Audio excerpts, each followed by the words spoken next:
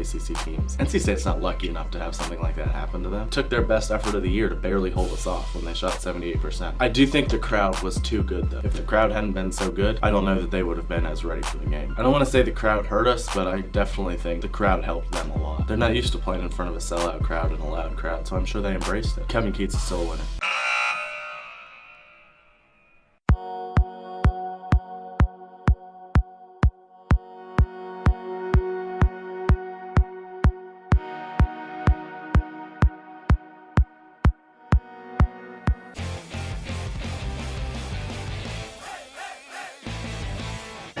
I'm Blake Challerton, and this is PackTV's We Were There.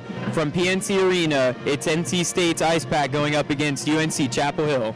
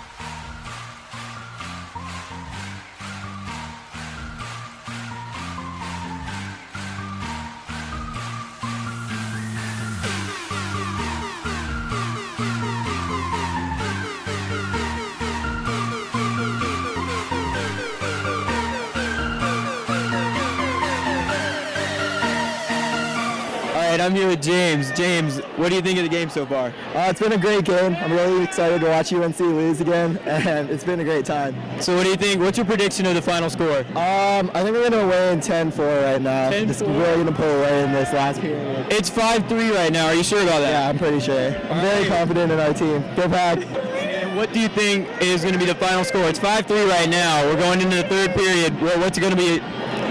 I guessed 8-4. My boyfriend thinks it's going to be 7-3. 7-4. 7-4, and what about you? I kind of feel like it's going to stay the same. I think we can tie this game up by the end of the third period. 6-3. 6-3? NC State. What about you?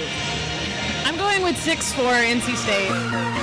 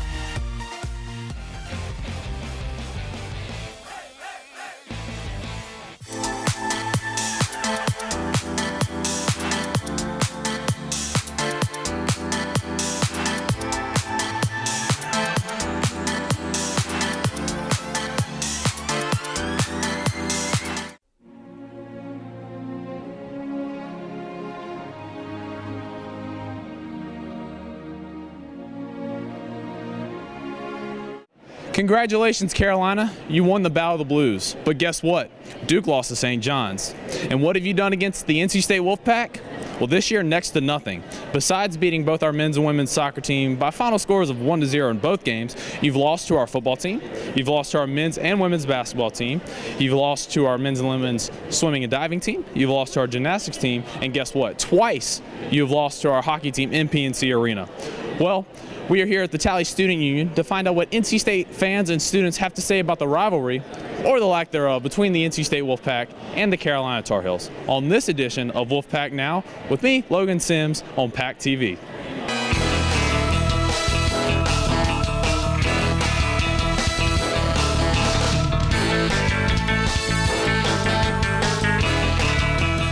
I'm here with Mariah, and underneath this Clemson jacket, she is in fact wearing NC State, and she's actually a tour guide here at the Tally Student Union. So we're good.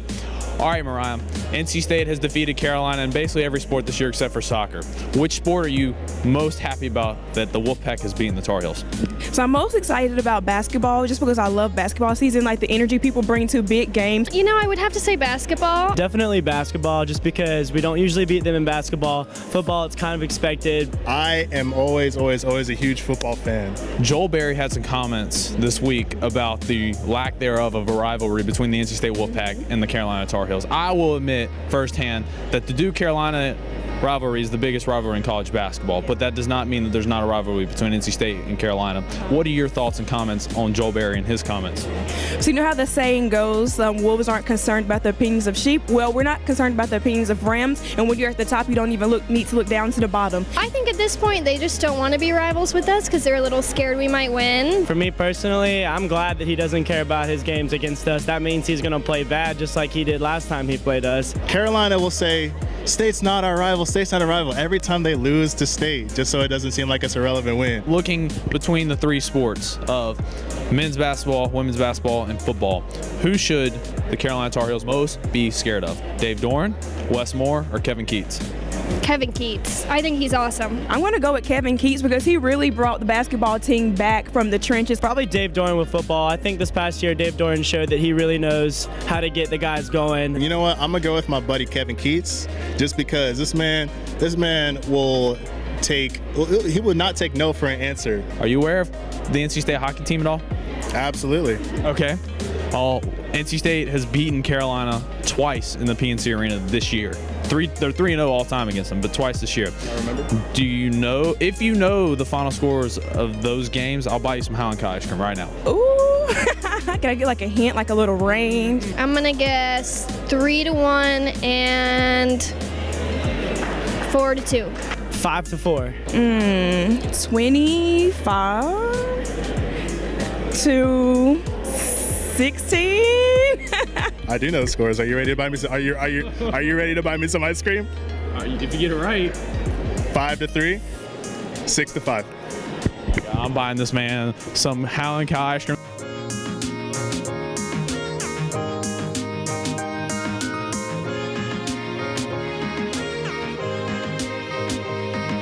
Some Wolf Tracks. Let's go. Let's go. Let's go.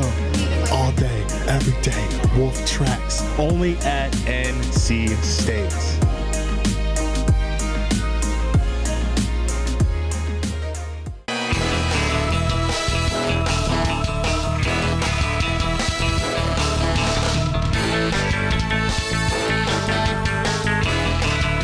I would just say that it's always a pleasure to be a part of the NC State Wolfpack. Go Pack, beat the Tar Heels all day, every day, over and out.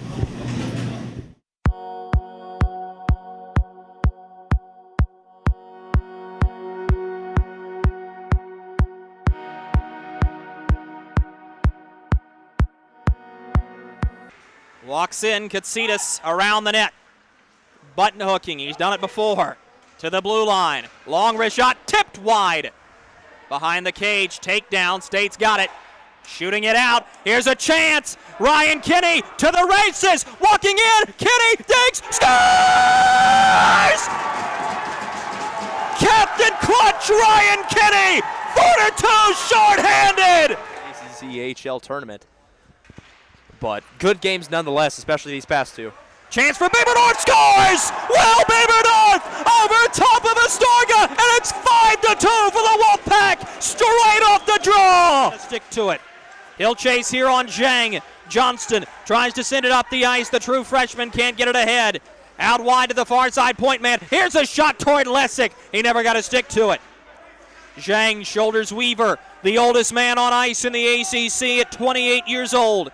State backhands it all the way back down to Nadell. He'll shove it along for Katsitas.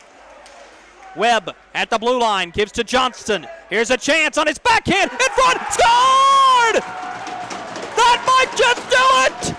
Johnston on the awkward bounce, puts it in, 6-2! The chance of Wolfpack will echo. Face-off won by George Washington. It doesn't matter. The NC State Wolfpack are going to play for the Admirals Cup again. Wow, what a incredible performance from the Wolfpack. You know.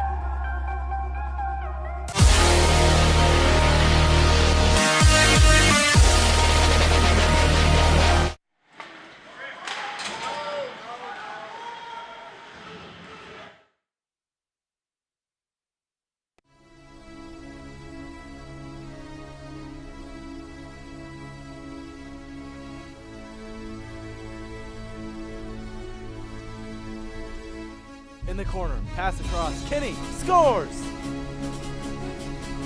Luis Jimenez found a beautiful pass, and NC State extends their lead 4-0 over the 49ers. Manischewitz working, down low into the corner, works around a man, shot, and he scores! Sam Manischewitz ties this one up. Here comes State, working into the zone, pass across, Jimenez finds it, and he scores! Luis Jimenez puts the Pack up 2-0 over the Colonials. Into the corner, pass, Linsmeyer shoots and he scores! NC State up 3-1. Manischewitz does it again to give NC State the lead.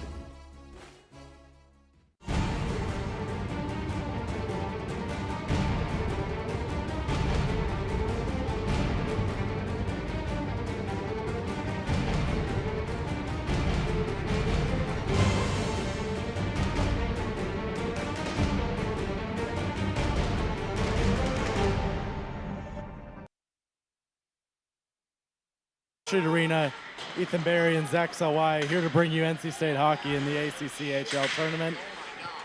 Zach, NC State's waited all year for this, and so have the rest of these teams behind us. St. Joe's and George Washington, are playing.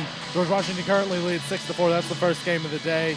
So we expect NC State will be playing probably in about 30 minutes. Zach, this is George Washington is the number 1 seed, St. Joe's is the 8th seed.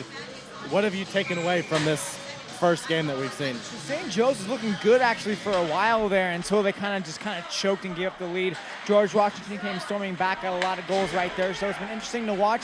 St. Joe's has had a lot of speed. I think they're the better team right now, but George Washington has put up a better fight in recent minutes.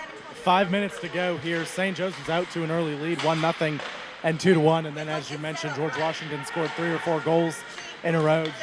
St. Joe's came into the third period trailing by 3. They got an early goal, and they had a breakaway moments ago that would have brought them to within 1.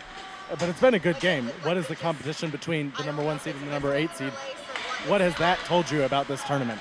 It's enormous. You see the number 8 seed is actually 1 point beating the number 1 seed. That's incredible. Seeds don't matter. It's how you come prepared to the game. St. Joe's came prepared today, and they've been doing a spectacular job.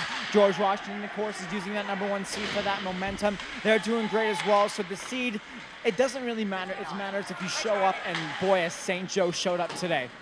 NC State's headed into this tournament on a 4-game winning streak. What does NC State need to do to continue, and how do you think NC State is playing headed into the tournament? I mean, State is just doing an incredible job after that abysmal weekend, and it's really because of that dominant duo, Sam Manischewitz and Luis Jimenez. They reconnected. Jack McDonald stepped back into the lineup. He's had a good presence.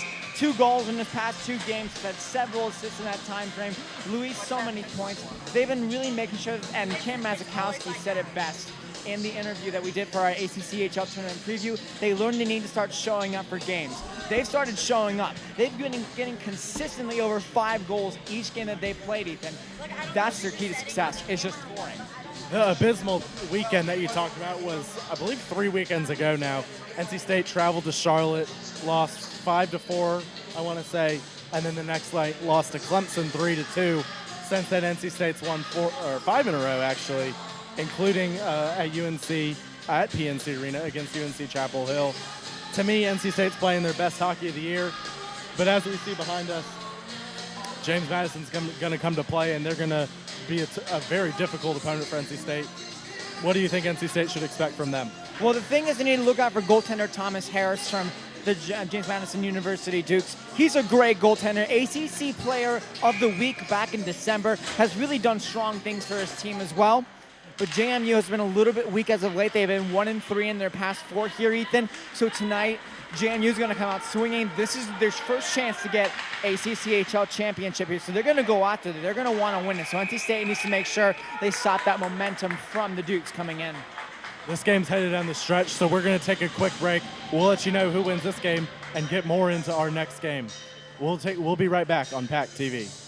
Locally owned and operated by an NC State graduate, the Red and White Shop is your one-stop shop for all things Wolfpack. Located in the Ridgewood Shopping Center off of Wade Avenue, the Red and White Shop recently expanded from 2,400 to 5,400 square feet. Whether you're in need of tailgating essentials, decals and magnets, home goods, apparel for people of all ages, or sporting goods, the Red and White Shop has it all.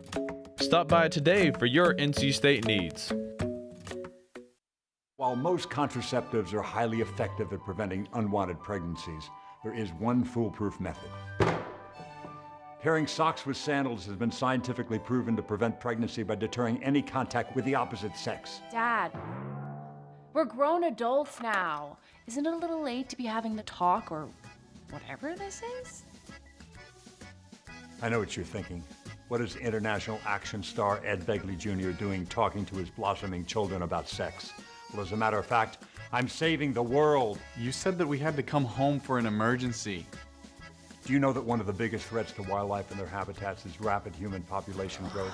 Please tell me you're done now. Do your part by showing young lovers all the tools they need to avoid intimate moments altogether. You don't have to sit through Ed Begley Jr.'s sex talk to save wildlife. Just use contraception, support reproductive rights, and speak up for sex ed in schools. That's way better. Find out other world-saving tips at betterthaned.org. We farm about 3,500 acres. There's pipelines everywhere. The contractor working on my property did not have the lines located before he began work, and it resulted on a strike on a natural gas pipeline. Fortunately, no one was hurt, but it could have been much worse. Calling 811 or visiting clickbeforeyoudig.com in the U.S. only takes minutes to do, and it can save your life.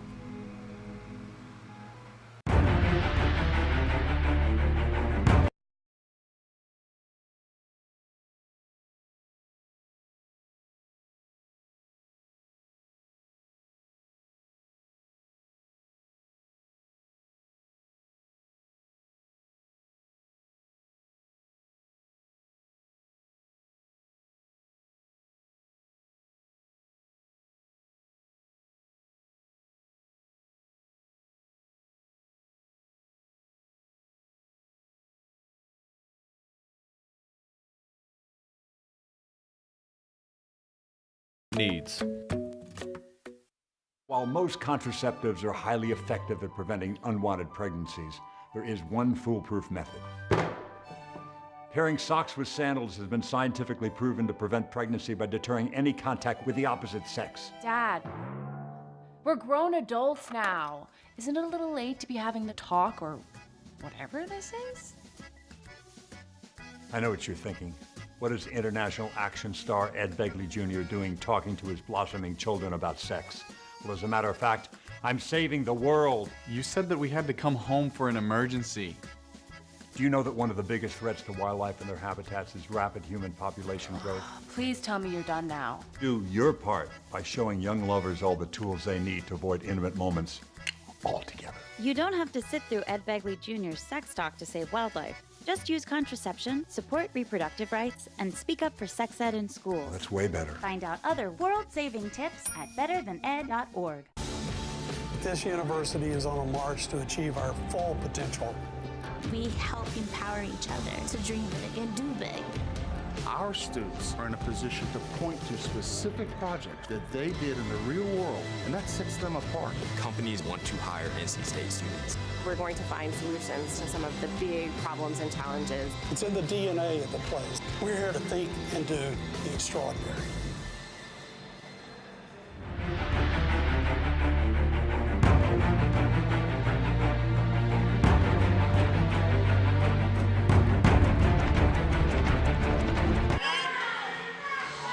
Welcome back, Charlottesville Main Street Arena, Charlottesville, Virginia. I should clarify, 45 seconds to go in this one. Looks like St. Joe's is going to fall a little short against the #1 seed George Washington. Zach, assuming George Washington moves on, how dangerous of a threat do you think they are in the semifinals and headed forward? I mean, they got 6 goals today, Ethan, against a very good and speedy St. Joe's team. That scoring threat's going to play multitudes throughout the course of this tournament here, Ethan. And there's a lot of good teams. There's a lot of good defense. It's going to be interesting to watch how it goes forward, but George Washington is a great scoring team. Talk a little bit about the Wolfpack and the Dukes. One player to watch for James Madison. Who is it?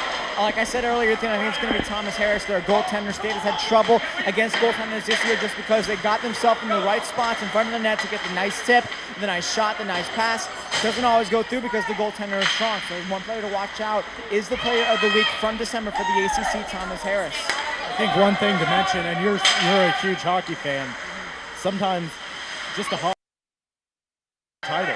I mean, talk a little bit about that. And you only got to be hot for 3 games here. Talk a little bit about what a hot goalie can do. Absolutely. So if you think about the Montreal Canadiens in the NHL, their offense is a little bit subpar at times, and so is their defense. But their goaltender, Carey Price, in previous seasons, Carey Price has led that team astronomically.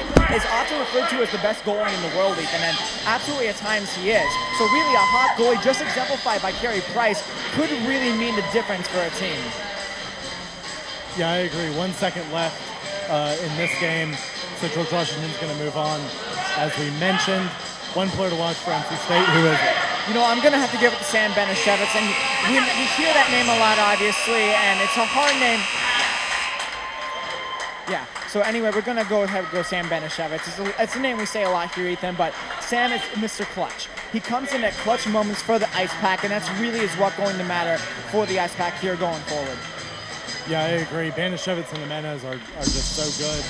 And I think in a time like this, you really just have to ask for your best player to be your best player. And if those guys can step up, you're going to be dangerous. And that tonight we think is going to be Joey Hall. Talk a little bit about what to expect out of him.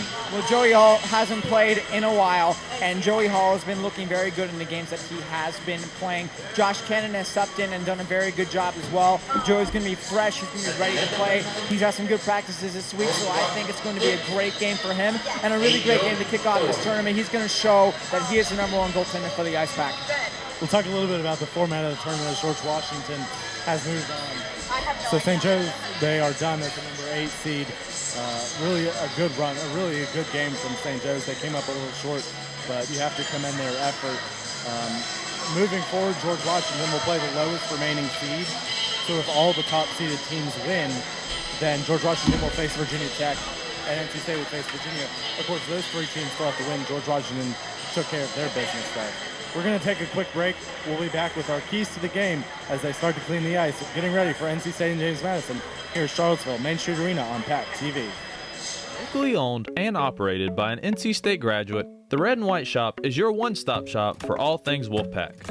Located in the Ridgewood Shopping Center off of Wade Avenue, the Red and White Shop recently expanded from 2,400 to 5,400 square feet. Whether you're in need of tailgating essentials, decals and magnets, home goods, apparel for people of all ages, or sporting goods, the Red and White Shop has it all. Stop by today for your NC State needs. Meet Blue. Blue's not feeling well. The prescription? Generic medication. Blue wonders, do they really work as well as name brands? Yes, generics and name brand medications do work the same. Even though they may look different, generics have the same key ingredients. FDA approval is equally rigorous for generics to make sure they're as safe and effective as name brands. And Blue even saves some green, making him a little less, well, blue. Talk to your doctor about generics and visit fda.gov/generic drugs. This university is on a march to achieve our full potential. We help empower each other to dream big and do big. Our students are in a position to point to specific projects that they did in the real world, and that sets them apart. Companies want to hire NC State students. We're going to find solutions to some of the big problems and challenges. It's in the DNA of the place. We're here to think and do the extraordinary. Are you thinking about buying medicine online? A search for online pharmacies yields more than 20 million results. But which ones can you trust? Medicines bought from unlicensed online pharmacies can be dangerous. You may get a fake drug, your condition may get worse, or you may experience a bad reaction. Don't put your health at risk. To learn how to find an online pharmacy that's safe and legal, visit fda.gov/BeSafeRx. A message from the U.S. Food and Drug Administration.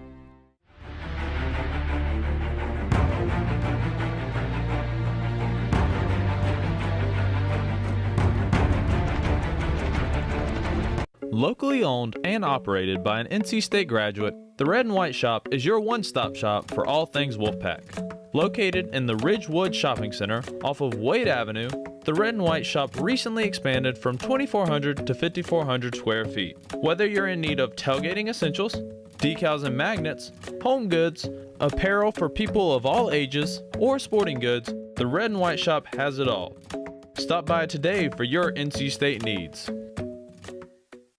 While most contraceptives are highly effective at preventing unwanted pregnancies, there is one foolproof method. Pairing socks with sandals has been scientifically proven to prevent pregnancy by deterring any contact with the opposite sex. Dad, we're grown adults now. Isn't it a little late to be having the talk or whatever this is? I know what you're thinking. What is international action star Ed Begley Jr. doing talking to his blossoming children about sex? Well, as a matter of fact, I'm saving the world. You said that we had to come home for an emergency. Do you know that one of the biggest threats to wildlife and their habitats is rapid human population growth?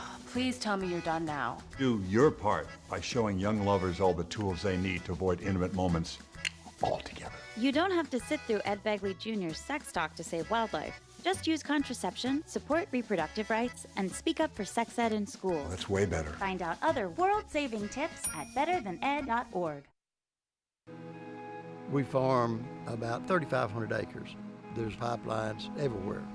The contractor working on my property did not have the lines located before he began work, and it resulted on a strike on a natural gas pipeline.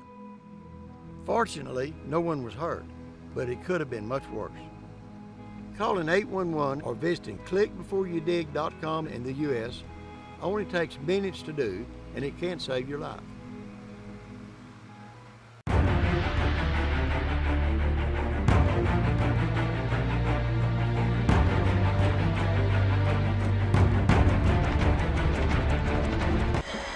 Zamboni on the ice here, Main Street Arena in Charlottesville, Virginia. Zach, George Washington got the first win here at the ACCHL tournament. They're moving on to tomorrow, and they'll also play on Sunday because there is a consolation game Sunday morning.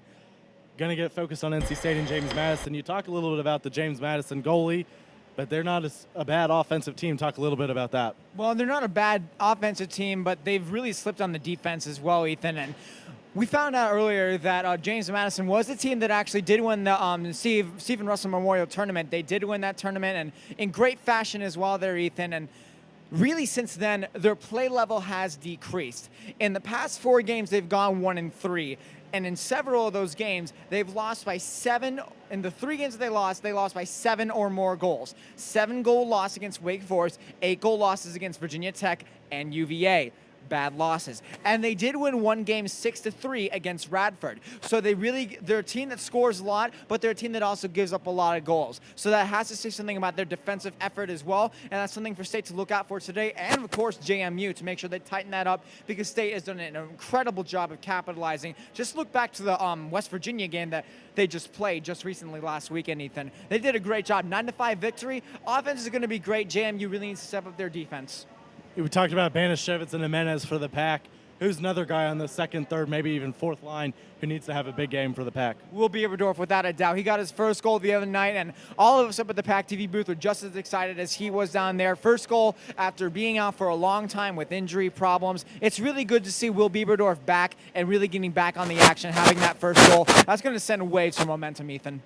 Yeah, I agree. Before we move forward anymore, what are your 3 keys to the game? So my first key, of course, is going to be to ride that momentum. State's on a 5-game win streak, like you said, Ethan, and that's going to just pay dividends towards the entire play of the team. It's going to be a great game. It's going to be a great showing by State if all they can do is just remember what they've been doing in the past few games and do it tonight. My second key tonight is give defensive support to Joey Hall. It's going to be critical for this. State has given up 5 goals against West Virginia in the previous game to Josh Cannon, and that's just because of this little small defensive lapses. That can't happen, Ethan. What's going to happen is State really needs to make sure their defense stays tight. They make sure they box out on the penalty kill play, diamond, whatever they need to do. They need to make sure they provide enough defensive support so they don't leave Joey Hall in a spot where he can't make the save they need to make. My third key tonight is wonders happen. Wonders when the team scores within the first 10 minutes of play. As you saw last time, Ethan, against West Virginia, State scored within the first 10 minutes. They got a 9-5 win. If they can score within the first 10 minutes, that momentum is going to ride through the game. They will be on top, both energy-wise, momentum-wise, and, of course, on the scoreboard. About taking care of the puck on defense. You know, I've watched this league for 3 years. If you eliminate defensive turnovers, you'll eliminate 50% of the goals in this league. If NC State can do that, they'll be in phenomenal shape this weekend. We'll see what happens. We're going to head upstairs and put on our headsets as we get ready for face-off. Teams are about to take the ice for warm-ups. We'll be back momentarily on PackTV. Locally owned and operated by an NC State graduate, the Red and White Shop is your one-stop shop for all things Wolfpack. Located in the Ridgewood Shopping Center off of Wade Avenue, the Red and White Shop recently expanded from 2,400 to 5,400 square feet. Whether you're in need of tailgating essentials, decals and magnets, home goods, apparel for people of all ages, or sporting goods, the Red and White Shop has it all. Stop by today for your NC State needs. While most contraceptives are highly effective at preventing unwanted pregnancies, there is one foolproof method. Pairing socks with sandals has been scientifically proven to prevent pregnancy by deterring any contact with the opposite sex. Dad, we're grown adults now. Isn't it a little late to be having the talk or whatever this is? I know what you're thinking. What is international action star Ed Begley Jr. doing talking to his blossoming children about sex? Well, as a matter of fact, I'm saving the world. You said that we had to come home for an emergency. Do you know that one of the biggest threats to wildlife and their habitats is rapid human population growth? Please tell me you're done now. Do your part by showing young lovers all the tools they need to avoid intimate moments altogether. You don't have to sit through Ed Begley Jr.'s sex talk to save wildlife. Just use contraception, support reproductive rights, and speak up for sex ed in schools. That's way better. Find out other world-saving tips at betterthaned.org. This university is on a march to achieve our full potential. We help empower each other to dream big and do big. Our students are in a position to point to specific projects that they did in the real world, and that sets them apart. Companies want to hire NC State students. We're going to find solutions to some of the big problems and challenges. It's in the DNA of the place. We're here to think and do the extraordinary.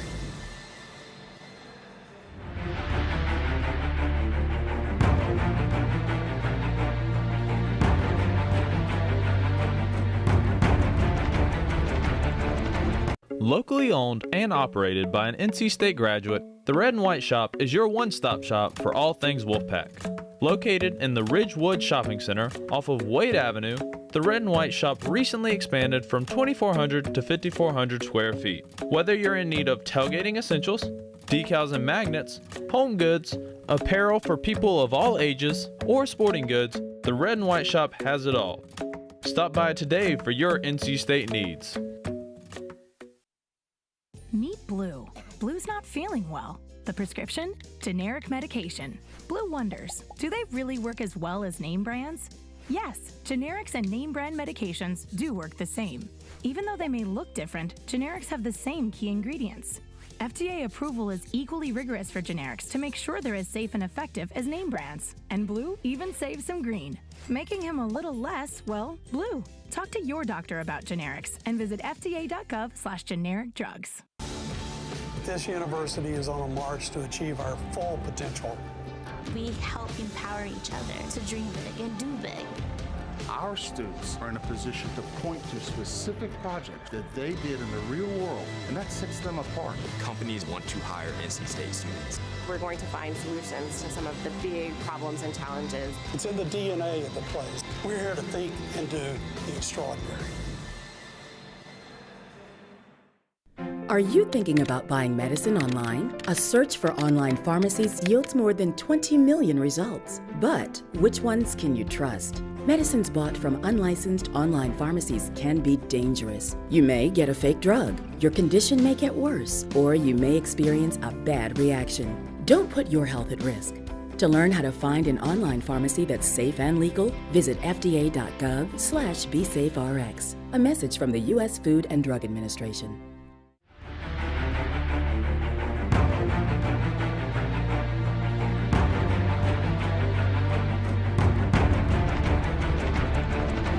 Locally owned and operated by an NC State graduate, the Red and White Shop is your one-stop shop for all things Wolfpack.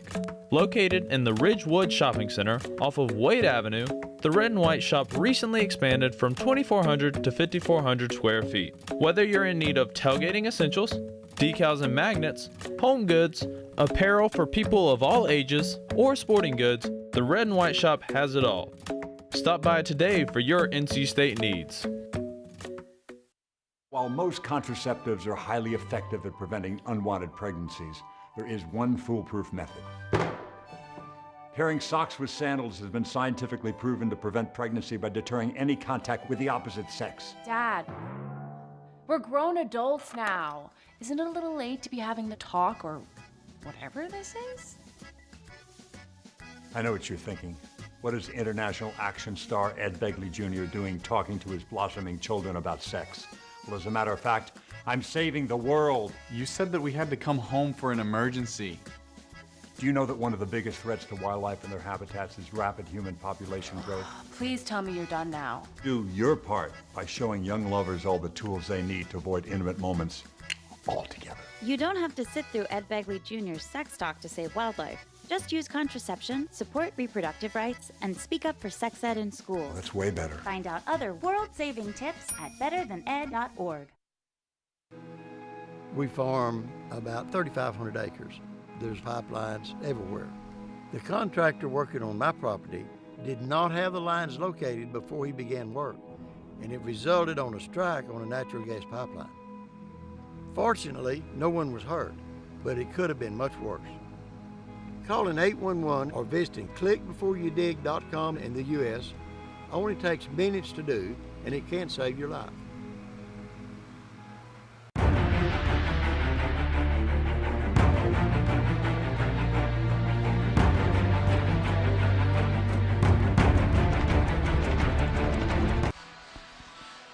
Welcome to Charlottesville, Virginia Main Street Arena.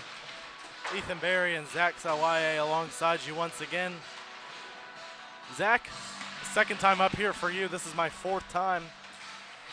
What are your thoughts on the arena and the whole setting as a general? You know, it's a beautiful arena here, Ethan, and it's a beautiful Main Street, location that it's at here. Great places. We had this pizza actually just right down the way here, Ethan, and it just really proves to show that there's a lot of good homegrown stuff here, and it's just really good, enjoyable. It's an enjoyable place to be, and it's a great skating rink as well, Ethan. It's beautiful. I love the little touches of the little white bulbs up on the roof here. It really makes it just like a exciting new venue for the ice like pack. I don't know how to describe it. I mean, when you're in middle school or something, or high school, and like that cheesy prom. Yeah, exactly. Yeah. And that's exactly what they've got going on up here, and it's great. This is one of my favorite rinks to come to. Unfortunately, this is the last time we'll be coming here because they're tearing it down and building a parking garage, is what I've heard. But it's been a great place for hockey the last 3 years that I've been here, and even before that. But I agree with you. Great setting. You got a little, a nice strip mall. It's kind of like a downtown area, not really, but kinda. Couple hotels, nice hotels right there, and we're about a mile away from campus. So really a great setup, a great place to have the tournament, great place for Virginia to play. NC State's gonna be wearing the white, and to be honest, I have no idea why, because NC State is the higher seed. Usually in hockey, the higher seeded team, in every sport, the higher seeded team wears home jerseys. And in hockey, home jerseys are usually the darker colored, but maybe NC State chose to wear white. I don't know. They'll be wearing white with black pants, no names. James Madison is wearing all black with a little purple. around their arms, back, and legs. And they're going to have white numbers with looks like a little bit of a gold trim, I would say. But I think this is going to be a good game. James Madison is dangerous. As you mentioned, Stephen Russell Memorial Tournament champions. And they're dangerous, but they're not. I don't think they're playing well at the right time. You talked a little bit about that. Yeah, Ethan, going 1-3 in their past several games, it's not a really good thing, especially going into this high level of a tournament here, Ethan. And they have the number 6 seed, losing on Wake Forest the other night, 7-2. Not a good thing, Ethan, and now riding that momentum of a 1-game losing streak coming in, it's just not a good thing here, Ethan. And really talking about it as well, teams sometimes wear white jerseys if they choose. NC State hasn't worn their white jerseys in a while, actually. Really been a long time in recent memory. I think the last time they wore any white jerseys was actually against, I believe, Wake Forest back in October. If not, when they played when they played UVA back here in November. They have not worn the white jersey here this season, Ethan. So this may be just like, hey, white's a cool color. Let's wear it again. I don't think it's a seed thing. Well, George Washington was also wearing white, and they were the higher seeded team, as I mentioned. Zach, it's going to be a good game. I think it'll be a good weekend here as a whole. We're going to take a quick break. Scoreboard shows 2:45. We're going to take a break. Puck drop will be finally coming up next, Zach. NC State and James Madison next on PackTV. Locally owned and operated by an NC State graduate, the Red and White Shop is your one-stop shop for all things Wolfpack. Located in the Ridgewood Shopping Center off of Wade Avenue, the Red and White Shop recently expanded from 2,400 to 5,400 square feet. Whether you're in need of tailgating essentials, decals and magnets, home goods, apparel for people of all ages, or sporting goods, the Red and White Shop has it all. Stop by today for your NC State needs.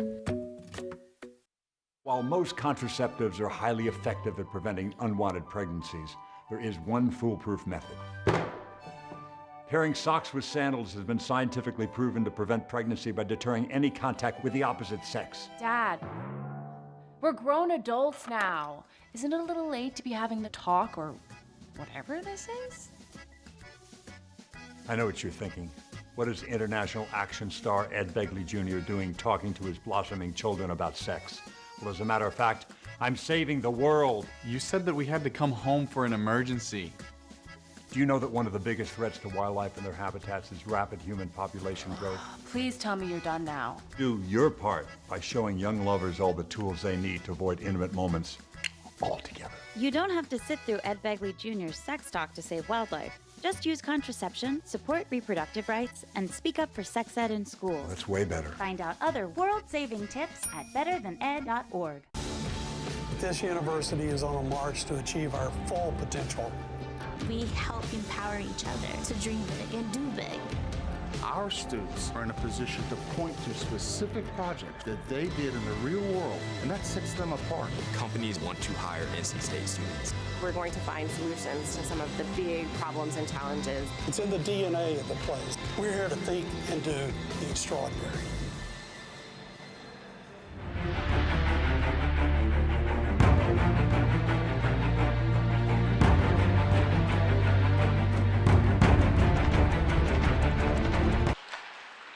PackTV back here with you, Ethan Berry and Zach Sawaye.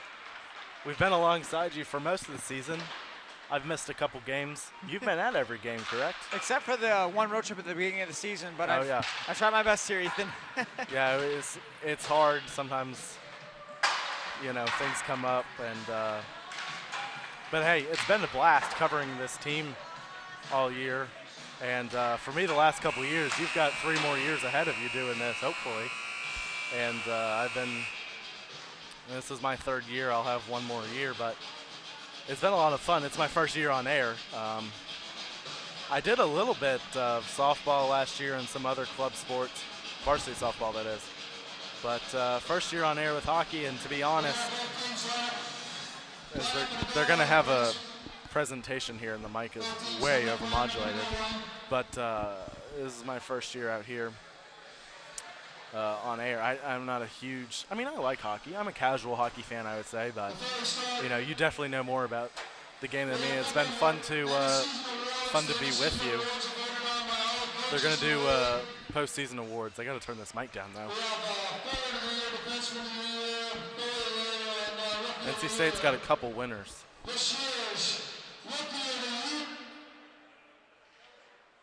The mic went out.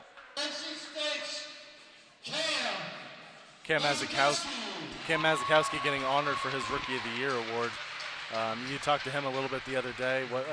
I know Mazikowski's one of your favorite players. Talk a little bit about him. Oh, he's thrilled about it. He said to me, it was a huge honor, but more importantly, he was telling me a little bit afterwards that, just because he won the award doesn't mean he can slack off for this tournament. He's done great all season here, Ethan. 19-goal season. 19-point season, 19 points in 18 games for a defenseman like that. He's the new breed of NC State hockey defenseman here, Ethan. It's going to be great for him going forward.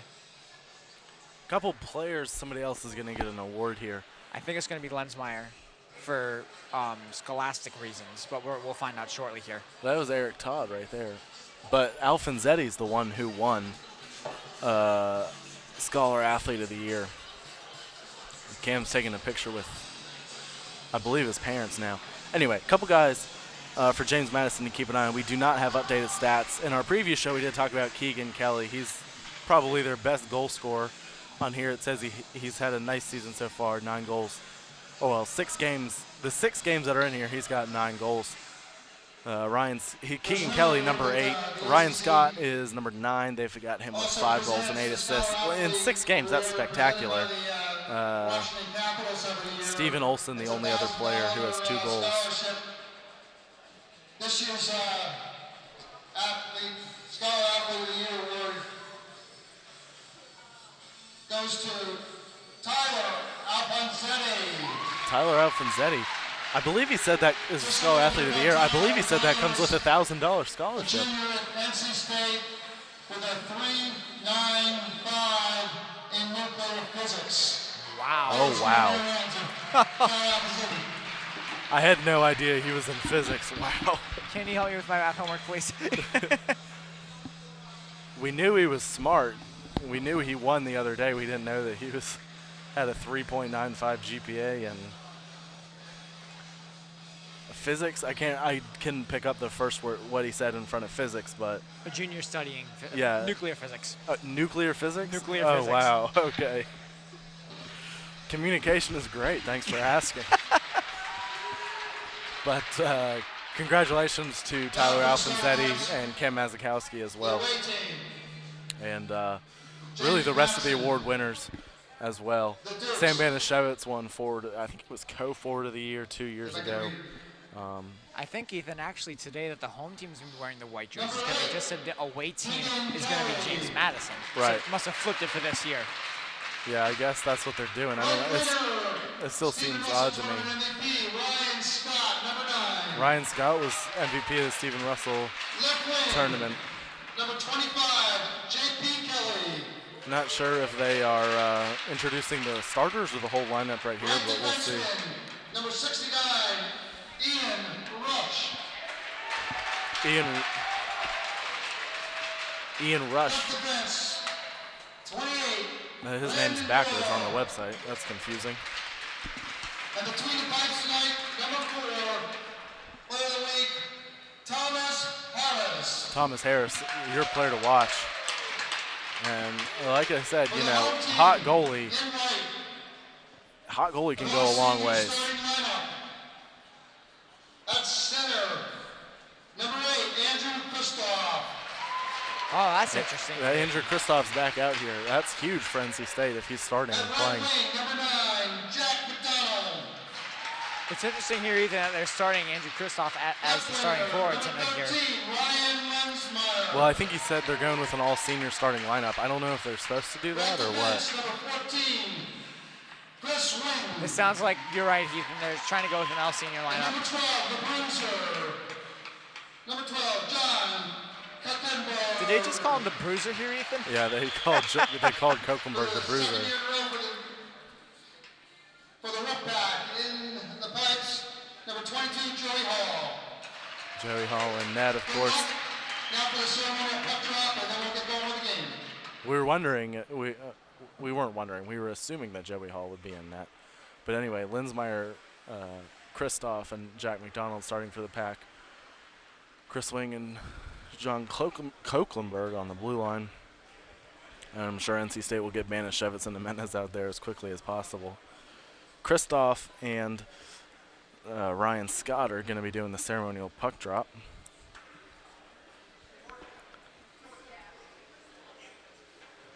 Will Bieberdorf out there as well. It's big to get Kristoff, and Bieberdorf, of course, played a little bit. He wasn't supposed to play. We ended up talking to him after the game. Wasn't supposed to play last week, excuse me. And what did he get sent to the penalty box at some point in the second period, and then they just ended up letting him get a few shifts, and he ended up scoring a goal the last minute of the game. Yeah, Ethan, Mike Gazzillo had some finesse right there trying to get Bieberdorf on the ice, and he did a really good job of pulling it off. Like I said, those two guys were injured, and it's huge to get them back. I mean, just huge. Adds a lot of depth to your team, and you know, we'll see what happens. I don't believe that. I mean, obviously, a couple players are going to have to sit out because not everybody can be dressed. He won't be playing tonight here, Ethan, but I just realized JMU's backup goaltender and Toth Daniel, that is one tall dude, if you can see him very well. He's all the way in the back. He is pretty tall. We're going to set our headsets down for the national anthem.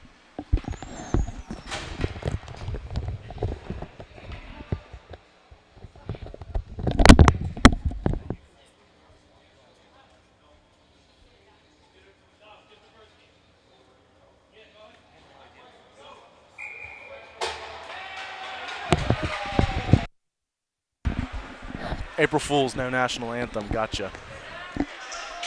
They got me too. I wasn't expecting the national anthem, and then they said they were having it. So, most importantly, puck drop is well, it's got to be seconds away here. This is going to be about a 5 o'clock start for NC State and James Madison. They're originally scheduled for 4:30, but you know how these things go. Really, in any sport, you have a tournament and all at the same place. You're going to get behind. But,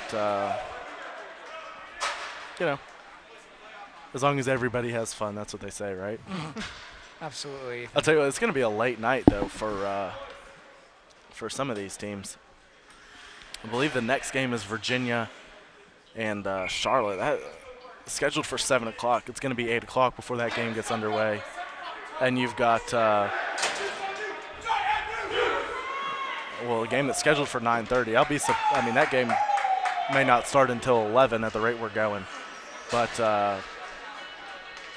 that game is Virginia Tech and Wake Forest, 4-5 matchup. We'll see what happens. After the Virginia game, as we're underway here, after the game, of course, NC State's got to win first. Tomorrow's time we don't know yet. After Virginia's game, right after this, we will know, and we will let you know. We're underway here. Little battle along the boards behind Joey Hall. In net, James Madison and NC State, both down in there. NC State tries to get out of there with it. They eventually get out of the zone. Kristoff looking long. Finds Jack McDonald. Great to have him back. He'd missed the whole year. He's back this week, or last week, excuse me. Kristoff working hard already. NC State keeps it in the zone. McDonald gets knocked down. Kristoff forces a turnover, dumps it in, and he's going to head off the ice. James Madison back to play it. And they'll look to set things up in their own zone.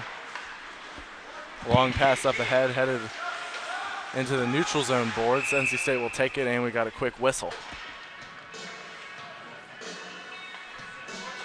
19:08 to go. Quick start here. Or slow start, excuse me, just a minute in. Last week, NC State was playing Virginia, and I talked about how NC State, I thought those two teams, because they weren't familiar with themselves, I thought they were really going to be feeling each other out for the first 10 minutes of the first game. That's really exactly what happened. Banashevitz with a quick chance and good save by Harris. James Madison can't let that happen too much, or else NC State's going to have a big night. Jimenez, Banashevitz, and Todd out there with Rushford, and I believe it's O'Rourke wearing number 5. Usually wears number 28. Banashevitz in front of the net. Backhander out to O'Rourke. In front of the net. Harris looking for a whistle. Can't get it. Todd goes down. James Madison gets out of there with an early opportunity for NC State. Down into the corner now. to the left of Joey Hall. Along the boards, James Madison has it behind the net. Player goes down. Could have been a tripping, it's not going to be. Eric Todd may have gotten away with one there. Jimenez long pass intended for Banashevitz. Banashevitz eventually gets it, hits Todd. Todd tips it ahead. Todd goes down. Jimenez tries to get there. He can't. And James Madison will head out of there with it. They got a 3-on-2 if they hurry. They don't hurry. Banashevitz goes for the big hit, and he gets it. Tries to get the puck, and he's tangled up along the boards. NC State will get out of there with it. Yeah, Ethan, finish your check, finish your man. Great job there by Sam Banashevitz to do what he needs to do as a hockey player. NC State loses the puck. James Madison sends it in front of the net, and the Pack will head the other way. Eric Todd, long pass, was intercepted. Hudson will be back to play it for the Pack. O'Rourke takes it. I don't believe NC State has a white number 28. So that's why he's wearing number 5. He wore number 5 earlier on in the year, but we'll definitely check in on that at the first period. Todd headed the other way, long pass. Merchant there, he gets hit. James Madison will take over in their own zone. Pass across, and the long pass goes all the way back in on Joey Hall, and he'll cover up. 2 minutes, 30 seconds in here, Ethan, and it's been fairly evenly matched. I don't really have a lot to say so far. It's just been a little bit of back and forth. State had one good opportunity down low there against Thomas Harris, the goaltender from JMU. Could have had a really great slot opportunity. It didn't pull through, Ethan, and that's just something State's going to need to focus on here going forward.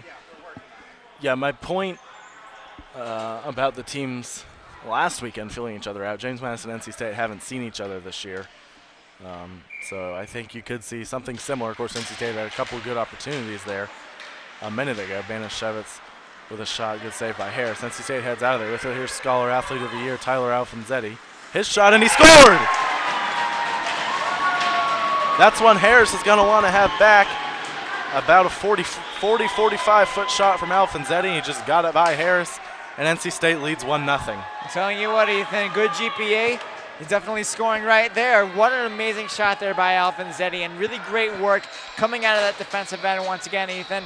Just a great goal, and it's a great start. Like we said in the pregame, one of my keys, get the first goal within the first 10 minutes. This was in the first 3 minutes, Ethan. Expect the momentum to ride throughout the game. Quick start for NC State. That's exactly what they needed. Tyler Alfonzetti. Alfonzetti might be the most underrated player on the team. James Madison in front of the net. They can't get the tip. NC State will head the other way. Here's Ryan Kinney. Here he comes. He sends it into the corner, got deflected there. Kinney battling along the boards, excuse me. Player goes, excuse me. Anyway, NC State gets out of there. Had some air in my chest or something. I don't know what that was. James Madison tries to get out of the zone. They do eventually. Mazikowski takes it. Pass for Alfonzetti deflected. James Madison will be back to get it. And here they come. They'll look to try to set things up. NC State's gotten off to some good starts, but I think they can still play better. A full game is what I'm trying to say. So we'll see if they can do that tonight. James Madison headed the other way, 1-on-4 in front of the net, and they scored.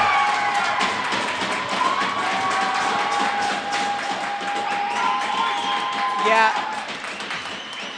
Ethan, I got to tell you, I'm not sure if I like what State did there defensively on that back check right there. 4 of the guys crunched up and left that way too much open areas on the outside rims. That just completely allowed JMU to come in on the sides and really just throw one in the net. That was a bad defensive breakdown there, Ethan. Like we talked about, they need to give support to Joey Hall. That was not support. No, that was not a good defensive play there for the Pack. Ryan Scott got that goal. Tyler Alfonzetti on the board for the Pack. So we're all tied up at 1 here, 4 minutes in. NC State behind their own net. There's Rushford looking for Hayden Dewey. Bieberdorf and Webb out there on the 4th line as well. So Eric Johnston not active tonight. That's surprising. That tells you how deep NC State is tonight. Dewey out of there with it. Long pass looking for Webb. Can't get it to him. Are you surprised not to see Johnston not in the lineup? You know, I'm going to miss that hair, Ethan. It was going to be a really good start to this tournament just to see him fly. Great goal against Clemson the other night, you know, during that abysmal weekend, Ethan. He's a player that State's going to miss, but they are seeing a good lineup. Here comes Banashevitz working, and he scores. quick shot from Banashevitz. He does a quick bow and arrow celebration. And NC State leads 2-1. Of course, Sam Banashevitz, Captain Clutch himself. What a job right there to receive that pass and go flying through the blue line and just really take a good shot against Thomas Harrison. You can't really ask for much more, Ethan. Now State's back on top. I thought the teams would be feeling each other out, so I will not be headed to Vegas anytime soon. We've got 3 goals in the first 5 minutes, so we'll see if things settle down now. 2 good opportunities for Banashevitz already. He finishes that one. Chris Wing behind his own net, looking to get it out of the zone, and he does. That's going to be a long pass, and it's icing. Quick goal for Banashevitz, not what you want to see if you're James Madison. I feel like Banashevitz, obviously he's a great player, but I feel like a lot of times he either scores 0 goals or he scores 2, 3, 4 goals. And so that's not something you want to see if you're James Madison, an early goal from him. Sent in on net, deflected, it went wide. Joey Hall may have gotten a stick on it. NC State heads the other way, pass for Jimenez. He can't get there. And get it out of the zone. A good pass for Banashevitz, and they call the offsides. That was very close. Not sure how we saw that one. Either way, it'll be an offsides. Ethan, really quickly, I want to talk about the importance of staying in position defensively. In offense, you can go out of position no matter how much you want because usually puck carriers need to move around to get the play set up. But on defense, you have to stay in position. You can't crunch up like that. That led to the first defensive breakdown there, Ethan. It's so critical to make sure that the Ice Pack players know where they're going on the ice and survey the ice. They did not read the play on that one very well, Ethan. Staying in position defensively is critical, and it is key. That's the only way they're going to come out on top here, Ethan. So Luis Jimenez has taken a seat. So I didn't see the penalty, did you? I sadly did not either, but nonetheless, State's on the penalty kill. Luis was pleading his case, and he's not a guy you usually see talk much with the refs, so NC State pretty disappointed with that call, but it's going to be their first penalty kill of the game. Penalty kills been solid all year. We'll see how they do here. James Madison working in. There's Keegan Kelly. Got to keep an eye on him. Behind the net, working back up top to the blue line. Back to Kelly. Webb goes down. I don't think that was Webb. That was Alfonsetti, one of State's best penalty killers. Back up top, James Madison. At the blue line, working in. There's Kelly. He'll fire, and it goes wide. And bouncing puck in front of the net, Alfonsetti has it. Works around a man, and he's going to be able to kill some time. Never really dumped it in, but he's making a play on the puck. He's still got it, and he gets tripped. That's going to be a penalty. I mean, that was some of the most impressive penalty killing I've seen all year. Alfonsetti didn't just dump it down, worked the play, took about 10 seconds off the clock, drew a trip, penalty's over. Yeah, great job on the jump right there, on the break out there by Alfonsetti to get into the zone, and really a good job. And Ethan, you know, I gotta say, I'm not sure if I completely like State's penalty kill setup right there. Still, compared to JMU's power play setup, I didn't like it that much, but they did get a breakout and they did draw a penalty. Shot goes wide from Ian O'Rourke. Around there's Banashevitz, so we're playing 4-on-4 here for about a minute. And then NC State will have 55 seconds of power play. James Madison working the other way. In front, they lose the puck. Steven Olson, another guy to keep an eye on. Rushford can't get a stick on that. Dukes keep it in. Hall out of the net. He got a blocker on it. Dukes keep it behind their own net, and State will come away with it. Battle along the boards. James Madison almost forced a turnover, but they did not. Here comes Todd. He's out there with Banashevitz and Rushford. Banashevitz can't get a stick on it. He's the first one to the puck. He sends it to the front of the net. Goes all the way through. 13 seconds left on the Jimenez penalty. O'Rourke has it now. He works into the neutral zone. 6 seconds to go. Rushford has it. He'll hold. Looking for Banashevitz. He got caught in the skates. NC State loses the zone. Jimenez back on the ice, though. NC State will have 50 seconds of a power play. 12:30 to go. NC State leads James Madison 2-1. Yeah, Ethan, State's going to have to capitalize on this power play. They're winning 2-1. They don't want to jump out to that ever so dangerous 2-goal lead, but I think right now they need to assert their dominance. They've been doing well so far, but a couple fluky passes from Todd to Banashevitz could really be detrimental to the Ice Pack. dumped in by State, or by James Madison, excuse me. Long pass up ahead for Jimenez out of his reach. 20 seconds to go. NC State's power play had a really bad weekend in Charlotte and Clemson. It got better the last 2 weekends. Only 50 seconds here, but not a great start. 10 seconds to go. Dumped in by the Pack. Linsmeyer in pursuit. He'll get there. Tried to center it, didn't get through. He'll leave it. There's Jack McDonald. Power play is over. NC State fails to score. McDonald has it. Pass across. Big save by Harris. Excellent shot there from Alex Mura. And James Madison working in. Shot there. Good glove save by Joey Hall. No problem there for Joey Hall. Joey hasn't faced a lot tonight so far, Ethan, but he's been looking pretty good. You know, all in all, State has really been the better team, I would say, in this first 11 minutes and 28 seconds. Faltering on that power play was a bit big there, Ethan. They did get one opportunity towards the end, but, you know, they just got to do what they got to do, Ethan. Off the face-off, State will take it. There's Koeklenberg behind the net. He turns it over. Dukes will backhand it in.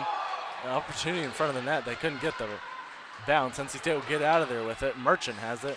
Holding. His shot blocked. Blocked out in front. Never got through, and the Dukes will take over. You know, one thing I noticed here, Ethan, is the speed of this game is at a much lower level than George Washington.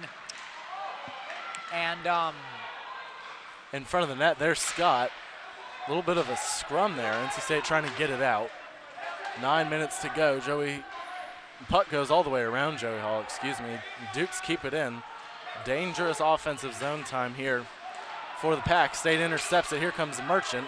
He'll get out of there with it eventually. Good defensive play there from Trevor.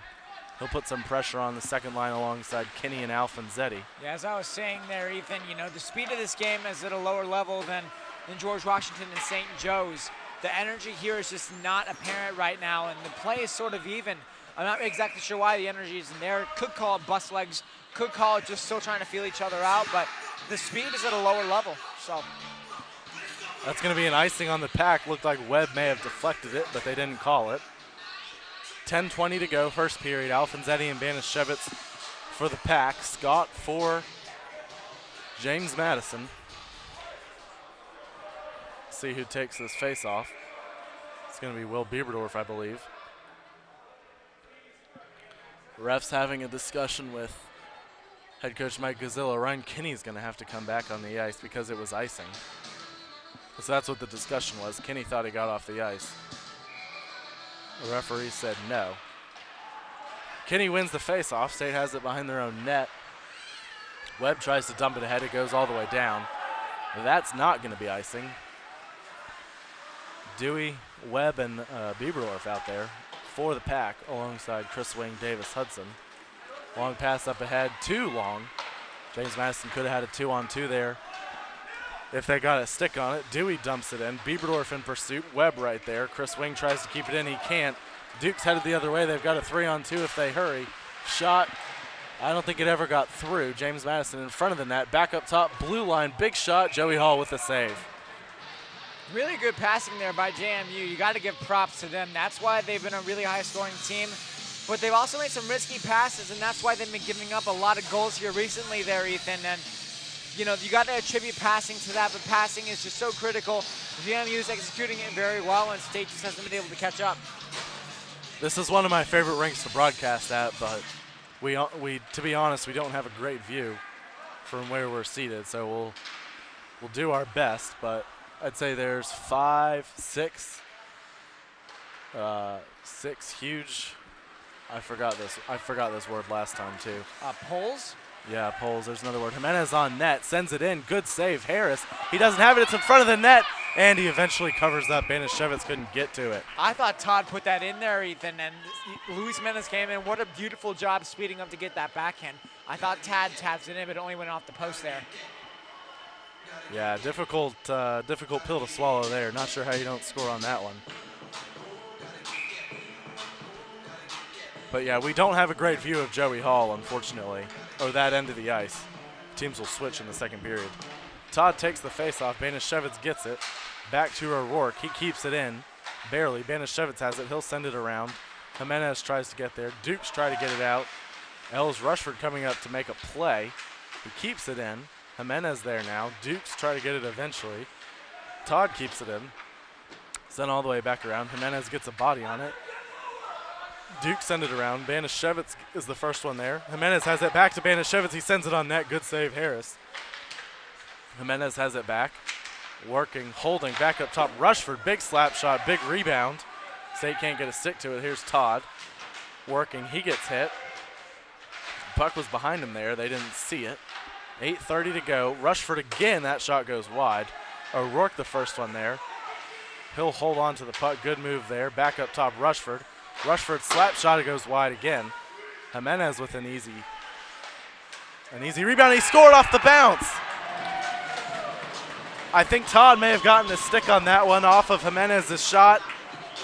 And NC State leads 3-1. You know, Ethan, and we said this a lot, and at least I've said it at least, great work comes from down low. Luis Jimenez found himself down low plenty of times, feeding that puck to the slot, feeding the puck back to those defensemen, and they created 4 or 5 good opportunities, and what a shot there by Jimenez to get the tip, and Todd got the tip. Great net front presence, great slot presence. This is NC State hockey at its finest, Ethan.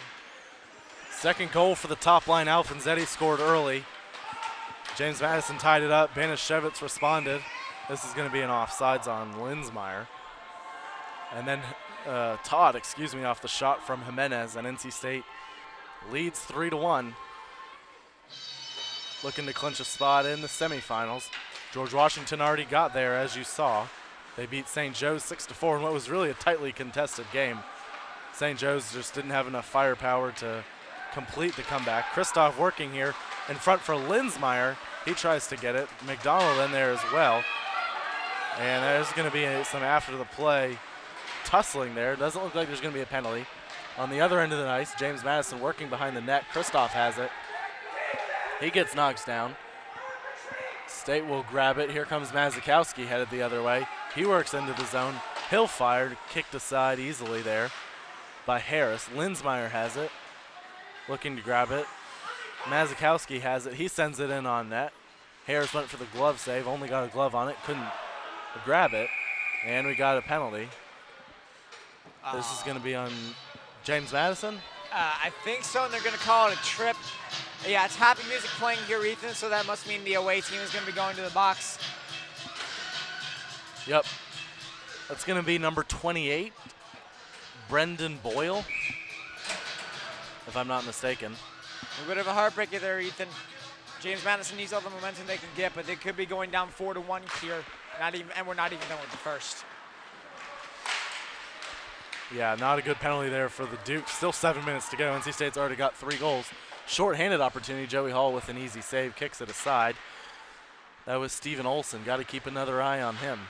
Not sure how many eyes you have, but definitely keep one on him.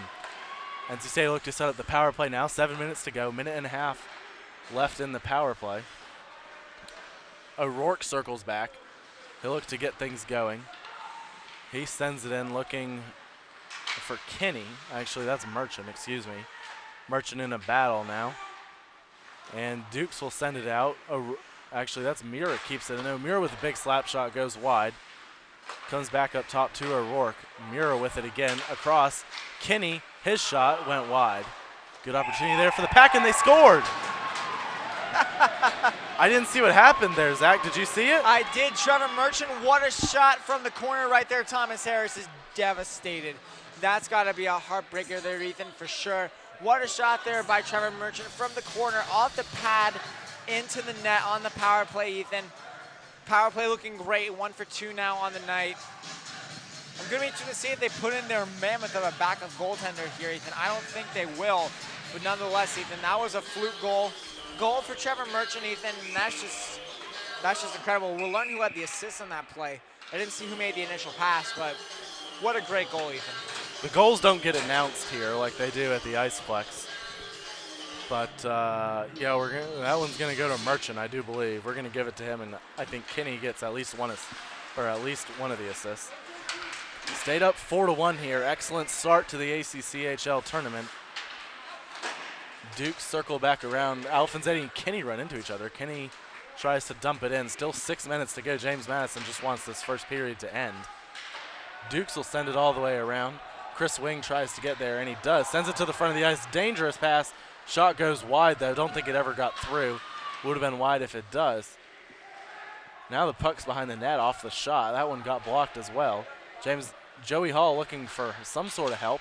In front of the net, and the Dukes scored.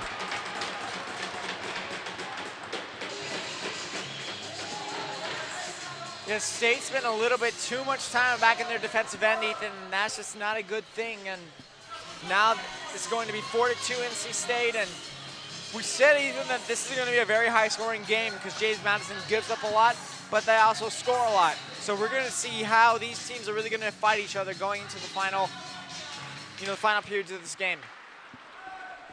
I believe Ryan Scott got that one as well. That's going to be his second goal. We're going to give it to him. We have no way of knowing if we're right, though. Just another quick opportunity, and somehow the puck ended up in the back of the net. Crazy start to this one, 4-2. Dukes are going to head the other way. They've got a 2-on-2. Here they come, working. Pass in front, goes wide. Never got through to the net. State will head the other way. Try to head the other way anyway. There's Kristoff. Koeklenberg eventually gets it. He'll grab it, and he lost the puck. Tried to knock a guy down in the process, unable to do so. Dukes head the other way, 2-on-3. They'll dump it in and chase it. Bieberdorf right there for the pack. Dukes send it in. Jack McDonald blocked that one. Behind the net now, there's Bieberdorf. Bieberdorf holding, and they got it out of there. McDonald will take it away. He tries to get it out, but can't. Bieberdorf in pursuit. Dukes still keep it in. They try to get it in, and Koeklenberg has it now. Duke still keep it in. NC State having trouble getting it out of the zone. Another quick shot. Joey Hall with the save. Didn't know where it went. It's in the corner to his left. And a little scrum in front of the NC State bench. Pack finally get it out of there. Dukes will take over. There's Hurley Collin. Or I guess that's probably Colin Hurley. In front of the net now. Dewey grabs it. Opportunity there for the Dukes, and Joey Hall with a big save. Another turnover there, and Joey Hall comes up big. Yeah, State has been really slacking off here in the past several minutes, Ethan, and it's been showing. But recently I just heard the Wolfpack chant coming here, so there's a good amount of fan support here for the Ice Pack, and that's a really good thing. Parents are here.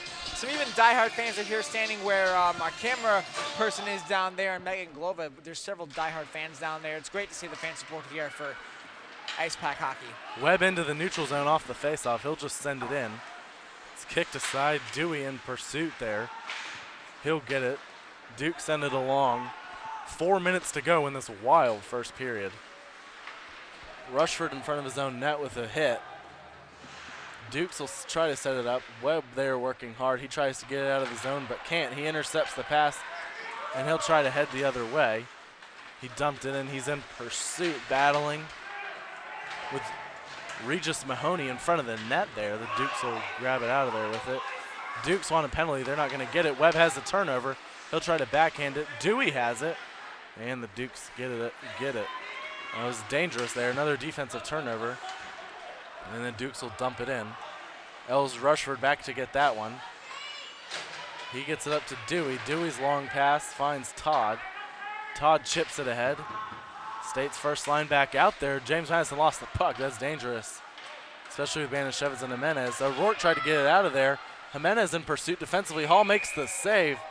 Dangerous turnover there by Ian O'Rourke, but Joey Hall makes the save. Yeah, big shout out to our Tally watch party going on right now. Really grateful to have the support here back at the NC State's main campus. Thank you for joining us here on PackTV, and it's really going to be exciting going forward here. Hopefully State can pull off a win tonight so you can see some more Ice Pack hockey. Thank you again for joining us. 3:08 to go, first period. State leads 4-2. This is one of the crazier periods I've ever seen. State trying to get the puck out of the zone, and they do finally. Here's Jimenez. Here he comes. He's got Banashevitz. Jimenez fires, quick shot, rebound. It never went in. Whew. Close call there. Harris made the initial save. Puck went off the boards and bounced back to Harris, and I thought he might kick it in on his own. Yeah, Ethan, star loud exhale indeed. What a play right there. Almost went in off Thomas Harris's pad. What a shot there by Jimenez. Hit his pad, went to the boards, almost bounced in off his pad, Ethan. Thomas Harris, ACC Player of the Week back in December. He has to look sharper here, Ethan. Yeah, not a great start for him. Turnover here. Dukes will take it behind the net. There's Keegan Kelly. Ryan Scott there in the corner as well. Jimenez chips it up out here. Comes Banashevitz. He's got Hudson with him. Banashevitz fires wide. Decided not to wait for Hudson. Jimenez keeps it in, and he loses the puck. James Madison player lost their stick. And here comes Kelly the other way. He'll try to work around a man. He fires. Good blocker save by Joey Hall. State tries to head the other way. They can't. There's Ryan Scott, already 2 goals on the day. Sent in on net. Joey Hall with a save out in front of the net. State avoids the goal, and here comes Banashevitz and Jimenez, 2-on-3. We'll see what they can do. Jimenez behind the net, looking for help. James Madison player goes down, finds Mazikowski, off the rebound, and they scored. Banashevitz with his 2nd of the game, and NC State leads 5-2. They might need to put in their backup goaltender here, Ethan. Thomas Harris is not having a good night. What a nice play there. I have no words, Ethan. What a job by Luis Jimenez. I was a big skeptical of the breakout coming in for Jimenez and Banashevitz. They were too clunched in together. But then the beautiful play, Jimenez just wrapping around, feeding it to Mazikowski, and then Mazikowski just, oh man, that was beautiful there, Ethan. That makes me happy. I'll tell you what, this game is bonkers. It's 5-2. Banashevitz and Ryan Scott have 2 goals. Scott for the Dukes, of course. Jimenez, Alfonzetti, and Todd also have a goal. So 4 goals for NC State's top line in the first 18 minutes of the game. That's insane. Alfonzetti here, he gets tripped right in front of the ref, no penalty. That's an interesting one. He shoves down the player who tripped him. Alfonzetti has it, fires in front of the net, goes all the way through. Kinney has it. Back up top, Kokelberg. He fires off a rebound. Good save by Harris. He needs to string a couple saves together here. And we got a whistle. Not exactly sure why, but. Yeah, I don't either. 1:13 to go. 7 goals in the first 18 minutes, including 2 in the first, well, 3 in the first 3 minutes, I think. Yeah, what a game this has been, Ethan, and we're not even done with the first period. I have no words. Well, I think, you know, Coach Gazzillo's not going to be happy with the 2 goals State gave up, but NC State will take high-scoring games all weekend. That's going to be their way to. That's the style they want to play. The more goals, the better, even if it means Joey Hall gives up a few. Pass across there. Jack McDonald tried to poke it. Went right to a Dukes player. 50 seconds to go in the first period. Mazikowski has it.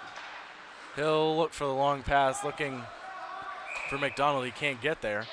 And that's going to be icing. I don't know why the whistle was blown so early there. Either way, McDonald wasn't going to win the race. 42 seconds to go. NC State leads 5-2. I'm not really sure how else to describe this game, Zach. But a shot on net there quickly off the face-off. Joey Hall with the save in front of the net again. And Joey Hall trying to cover up, waiting for a whistle. He finally gets one. I wish we could be more descriptive of what's going on down there, but we really just can't see. I think this game is as lit as the DJ, Ethan. Some great music choices, and overall just a great game being played. Definitely, I think the teams are playing to match the tempo of the music. It's some good stuff, Ethan. It's loud in here, that's for sure. Not a huge crowd, but a decent crowd, I'd say. Yeah, the UVA crowd is tantalizing, Ethan. Once UVA comes to play, this whole arena is going to be rocking. Well, I'm sure some NC State fans will be jealous to hear that they have a bar. They used to have a bar anyway. The bar no longer exists, unfortunately, but that was huge for the Virginia students who could come to a game, and they had a bar here, obviously, as well. So I think it'll be interesting to see how that crowd, how that changes things. 10 seconds to go. One last rush for the Dukes in front of the net. They couldn't get a stick on it. State tries to get it out. They do. 2 seconds to go. That's going to do it for the period. Banashevitz twice. Alfonzetti, Todd, and Trevor Merchant for the Pack.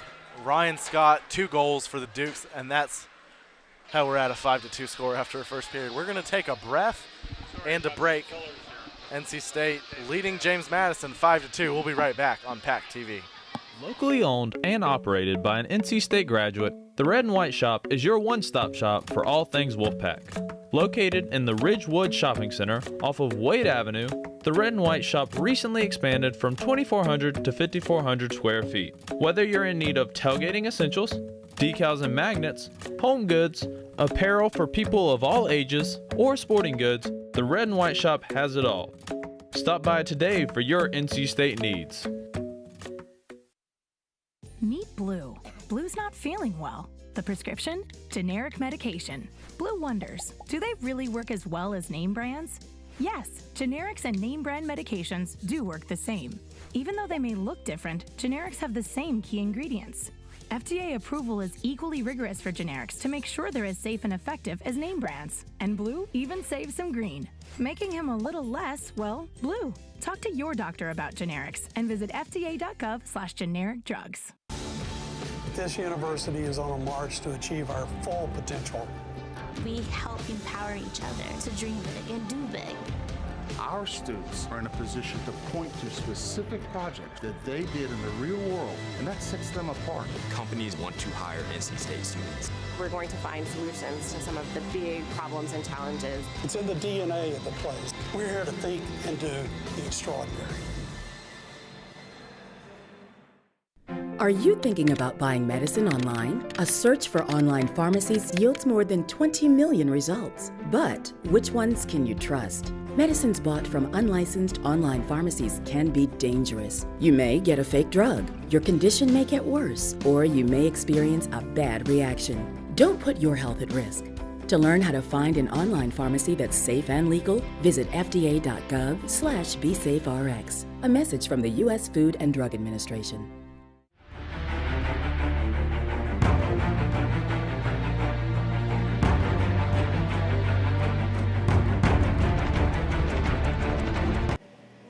First intermission here, Main Street Arena. NC State leads James Madison 5-2. Zach, how do you even begin to describe that period? I don't know.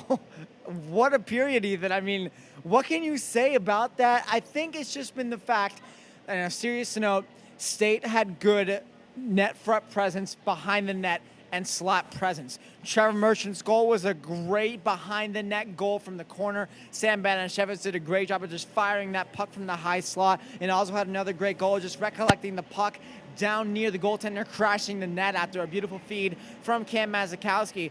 I think this game has just been a matter of State is really positioning themselves well in the offense. Kind of has some problems with the defensive positioning, but the reason they're doing so well is because of the offense. What do you do if you're James Madison? And don't say do better.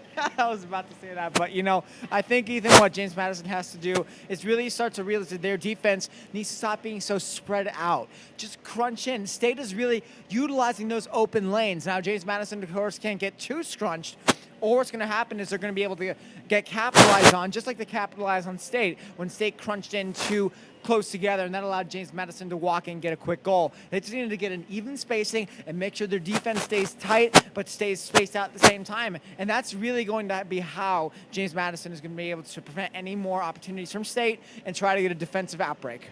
I'll tell you what, if James Madison just focuses on defense, they'll find 3 opportunities. There's still 40 minutes left. There's no doubt in my mind they can find 3 opportunities. I mean, they probably won't score on all 3 opportunities, but you get what I'm saying. You focus on defense for the first 5-10 minutes and just don't give NC State any opportunities. Keep them out of the net. James Madison can easily get back in this game, but it's got to start with the defense. Do you agree? Absolutely, Ethan. I mean, they're the 6th seed in the ACCHL for a reason here. They're at this tournament for a reason. They're good, and they will have opportunities to get back because they will find them. James Madison is a great team. They have great speed. They have great goaltending. Thomas Harris off to a rocky start tonight, but he showed some promise. A lot of players out there really leveled the bodies against Sam Banashevitz, Eric Todd, a lot of those first-line players. It's going to be a matter of, can James Madison really remember why they're here and really use that to push their momentum and push their energy. Like I was saying earlier in the broadcast, Ethan, the fact that this game feels a bit slower than most recent games. They're still trying to feel each other out. The speed is going to be a huge factor here going forward. We're going to take a quick break. We'll be back to talk about what we expect to see in the second period here on PackTV.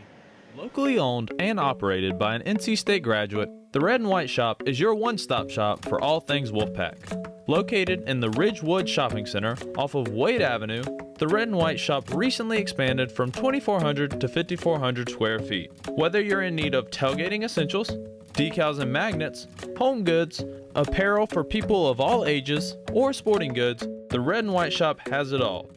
Stop by today for your NC State needs.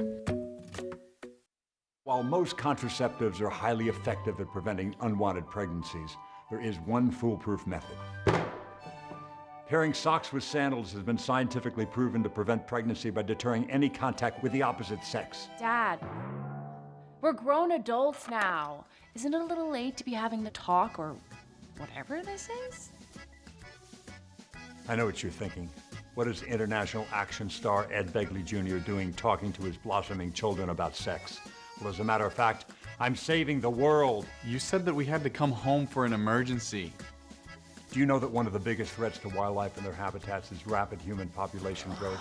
Please tell me you're done now. Do your part by showing young lovers all the tools they need to avoid intimate moments altogether. You don't have to sit through Ed Begley Jr.'s sex talk to save wildlife. Just use contraception, support reproductive rights, and speak up for sex ed in schools. That's way better. Find out other world-saving tips at betterthaned.org. We farm about 3,500 acres. There's pipelines everywhere.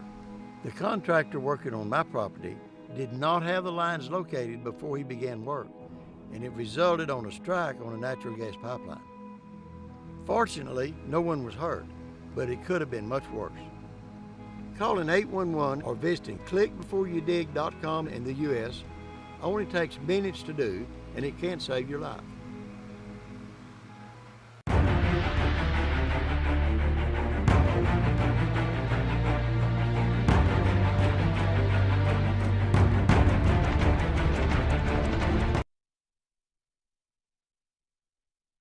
Intermission, NC State leads James Madison 5-2. Zach, James Madison's offense wasn't the issue. Ryan Scott, both goals for the Dukes. Talk a little bit about what you saw from them on the offensive end. You know, they've been looking pretty good here, Ethan. They've been really capitalizing on State's bad defensive lapses, as we saw right there on that defensive lapse that led to one of the better opportunities, just shoving that puck right home, low pad side against Joey Hall.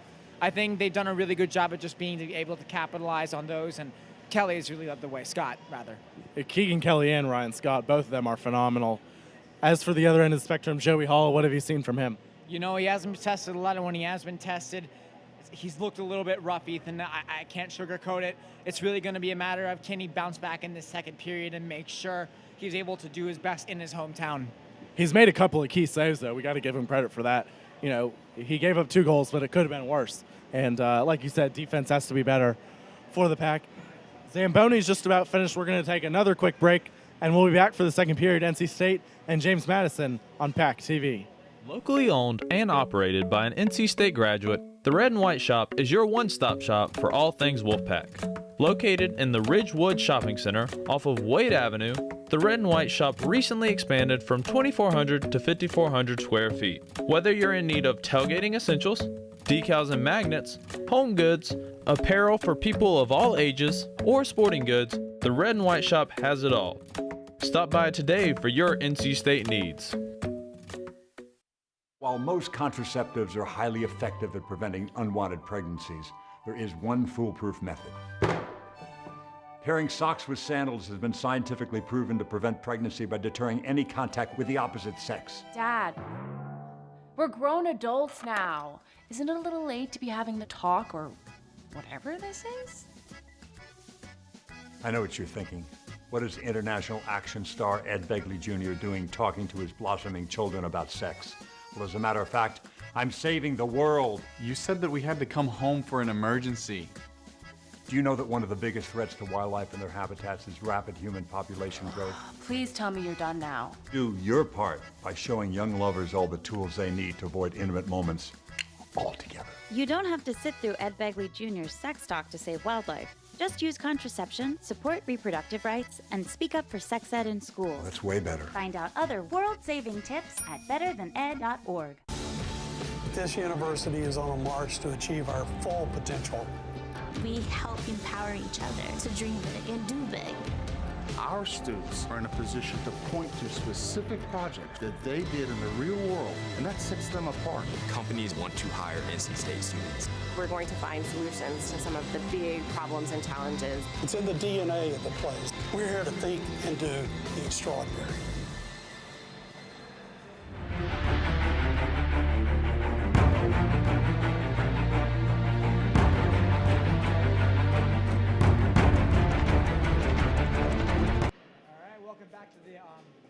Main Street Arena here in Gainesville, Virginia. Zach Sawai here for PackTV. Ethan Berry will be right back in just a second here, helping out with some of the camera work here. He's back right now, but you know, Ethan, it's really been a great opportunity to be here with the Ice Pack and with PackTV as an organization. And really, I just want to say thank you for having me on this year. I've been through some learning curves and things like that, but really, it's been fun being a broadcaster and a marketing specialist as well. You know, just it's a weird hobby for my major and things like that, but really I just want to say thank you for bringing me on and teaching me the ropes.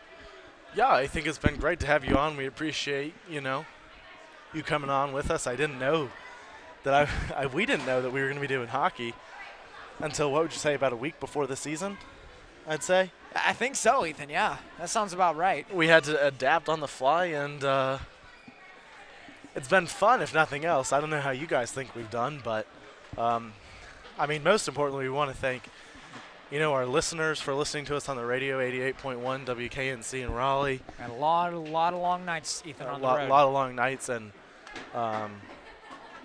as also on the, obviously these games that we do from the Iceplex.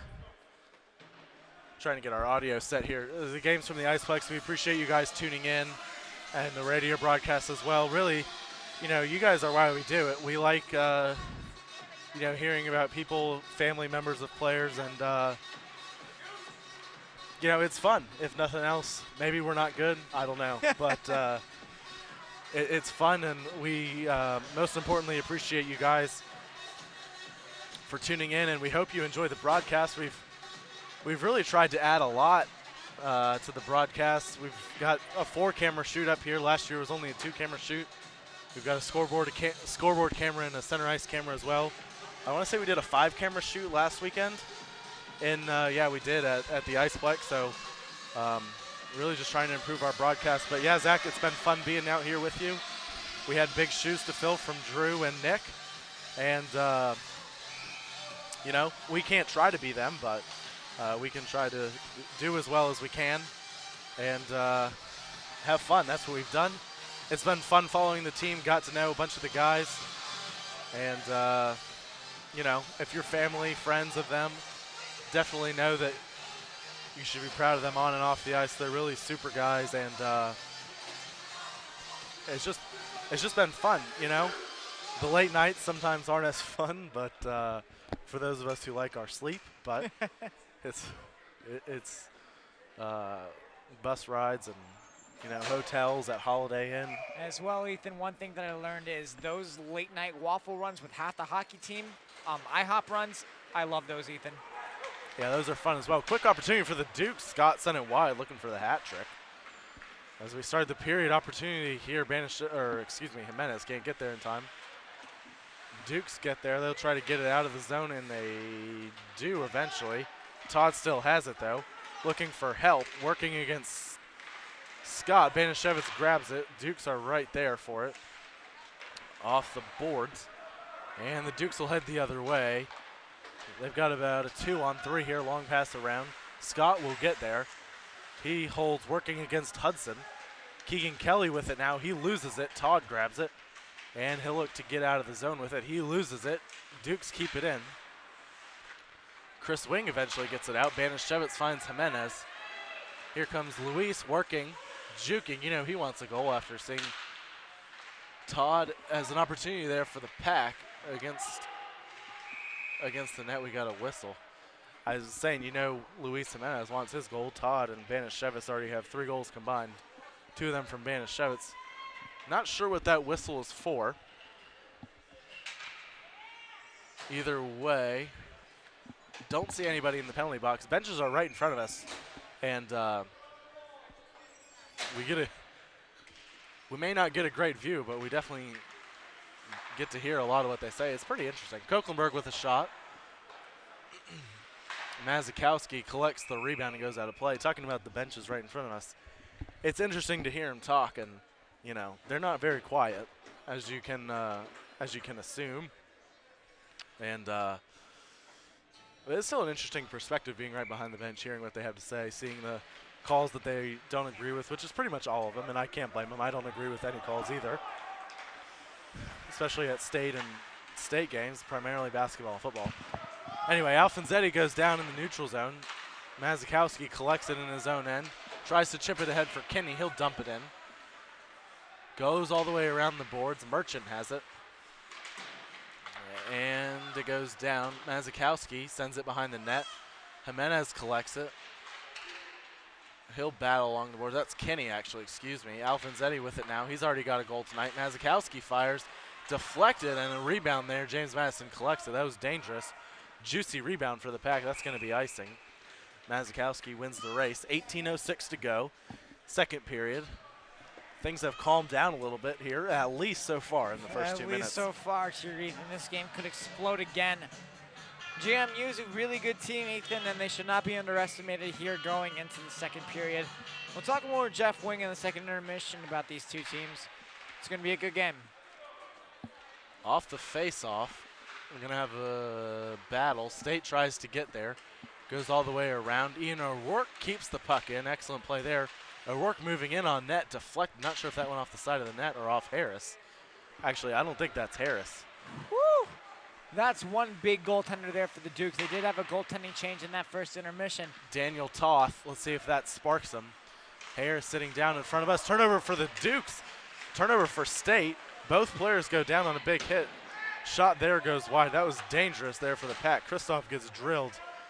Luckily, the Dukes couldn't get a stick on it. And yeah, Ian Rourke has to be more careful right there. That was a bad defensive lapse. Here comes McDonald. Tries to work around on the backhand now in front of the net. O'Rourke couldn't get a stick on it. Here come the Dukes the other way. Rushford back for the Pack. Long pass out in front. Joey Hall there. Nothing doing for the Dukes. State tries to chip it ahead. They can't get it out. O'Rourke blocks it out in front of the net. Joey Hall out of the net. The Dukes will collect it. State playing dangerously here in the defensive zone. Linsmeyer tries to grab it. NC State chips it ahead. They finally get it out. That McDonald did the deed. Dukes will grab it. Backhander off the boards, and they'll look to head the other way. Short pass there. Behind the net, behind State's net. Here they are. Dewey with a long pass up ahead. He finds Linsmeyer. Linsmeyer's got Bieberdorf with him. He shoots it high. Big slap shot there. Rushford keeps in, and he'll dump it in. State makes a change. Bieberdorf in pursuit. Dukes will head the other way. Long pass intercepted. State keeps it in. Lots of back and forth action here. Start of the second period. State offside. They'll have to check up, so James Madison's going to take possession. Here they are working. Off the boards. Bieberdorf intercepts it, keeps it in the zone. Dukes finally get it out. They've got a 3-on-2 the other way. Big slap shot blocked by Chris Wing. That one didn't feel good, but he gets it out of the zone. Good hustle play from the senior. You know that didn't feel good blocking that shot. And he'll send it all the way in. Behind the net now to the left of Toth. And behind on the other side, Dukes try to get it out, and they don't. Dewey with a shot. Kicked aside by Toth. Battle along the boards. Webb intercepts it, centers it, nobody there. Dukes will take away. Long pass. Tell you what, both teams haven't been great in the defensive zone. No goals so far, almost 5 minutes in. Jimenez tries to head the other way. He couldn't get a stick on it. Dukes will take over. Todd intercepts. Here comes State. They've got a 3-on-2. Todd fires an easy save for Toth. That is a huge goaltender, Ethan. That dude is like 6'10", 6'11". He should be playing basketball, not hockey. I can't get over the size of that goaltender there, Ethan. But nonetheless, yeah, this second period has calmed down a lot here. Not even 5 minutes in, and this period has not seen really one good scoring chance. Yeah, I'll tell you what, he's not a small dude. I don't know how big he is, but he's not small. Todd along the penalty box area there. Dukes will get it away. They got to be careful on defense with this line out there. The defensive mistakes they made earlier won't last. Hall makes the save. Rebound. The Dukes trying to go behind the net. They can't get there. Jimenez long pass up ahead. Banishevitz chips it to himself. Works around a man. State's offside, so they'll have to reset. Jimenez gets onside. Mazikowski has it. He works around a man. Tries to dump it in. Didn't get much on it. He intercepts it. Has Jimenez with him. Mazikowski fires. Save Toth. Rebound into the corner. Dukes will head the other way. They've got Scott looking ahead, looking to cherry pick. I think Mazikowski had a bit more time. He should have made the pass right there to Jimenez for the one-timer. A little bit of an interesting choice there. Opportunity, Kelly, he goes down and lost the puck. Jimenez goes down, tries to get it to Banishevitz. Banishevitz will hold it, gets it back to Mazikowski. Up ahead, Todd. Here he comes, working, holding, looking for help, leaves it for Mazikowski along the boards. He'll send it in front, dangerous for the Dukes. They'll head the other way anyway. 6 minutes into the first period, good shot there. Keegan Kelly goes out of play. I love this new scoreboard here, Ethan. It's really in depth and nice colors. It's a nice scoreboard here, Ethan. Really big props to our developers at the PackTV developer studio there. Just a great job. It's a nice addition to our broadcast. Yeah, I agree. It's something we've been working on for a while. We've been working on. I haven't been working on it all because I'm not smart enough for that. 13:52 to go. But yeah, I agree with you. Excellent shout out to our guys back at the office. Dukes win the faceoff, try to win it forward. They lost the puck. Big hit there by Rushford. That's a penalty. Gonna be the second power play of the game for the Dukes. Rushford's sharing some happy, hearty, and healthy words with the Duke players. I couldn't see the numbers. I think that was Robert Souza. Nonetheless, State actually, they're still gonna go 5-on-5. Oh, no penalty. False start, I think. I'm not sure how they didn't call the penalty. I thought it was a penalty. I thought it was too, Ethan, but.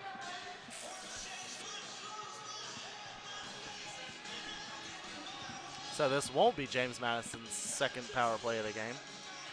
And the first one, they didn't look very good, Ethan. And if they do on the special teams again, they're going to have to make sure they pass and do better.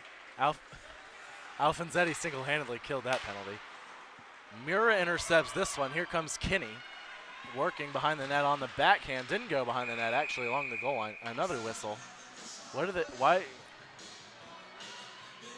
Oh, net came off its moorings. Okay. I was really confused. Yeah, for those of you who are watching, there's a big pole right in front of the net on the opposite side of the ice. So our view is a bit limited. So when we need to see, we try to stretch. So if we don't see something, please forgive us. But we do the best we can, right, Ethan?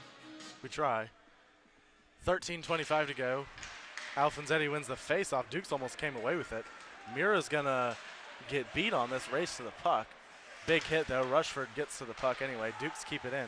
Shot in on net. Joey Hall there off the rebound. Another good save from Joey. State dumps it out of the zone. Dumps it out of play, excuse me. Yeah, that was almost a clean out, Ethan. That would have been a delayed game penalty for the Ice Pack. It's not a penalty. I actually just thought of that. My bad. Shout out to Ice Pack Game Day for informing us here of that. Also, really shout out to them as well for keeping all the Ice Pack fans up to date for the entirety of this season. They've done an extremely well job of it. Alfonsetti wins the faceoff. Merchant there. He tries to chip it ahead. State can't get it out. Send in on net. Joey Hall's got another save. I'll tell you what. State's, I say, only given up 2 goals, but they have only given up 2 goals so far. Seems like it could be more, but I think State's got to do a better job getting the puck out of the zone. Yep. State makes a change. McDonald's going to take this face-off. Yeah, right now they're in a little bit of a weak spot here. Send in on net again. Sorry. No, you're good. Hall saves and covers up. Yeah, I was just going to say, yeah, they're in a bit of a rough spot. If they can get out of their defensive zone once, I think they'll be okay for another good 4 or 5 minutes. Both teams have struggled with getting out of the zone, in my opinion. But 12:54 to go. Another face-off. Kristoff wins this one. He'll get out of the zone with no problem. ahead looking for Linsmeyer. And he'll get tangled up with one of the Dukes. And James Madison will head the other way with it. Chris Wing collects it, tries to get out of the zone, and does. That's going to be icing. Linsmeyer couldn't get there in time. Steven Olson's had a solid game for the Dukes. Hasn't had a goal yet. Scott has both of them. But Olson's been solid so far. We've called his name a bunch of times.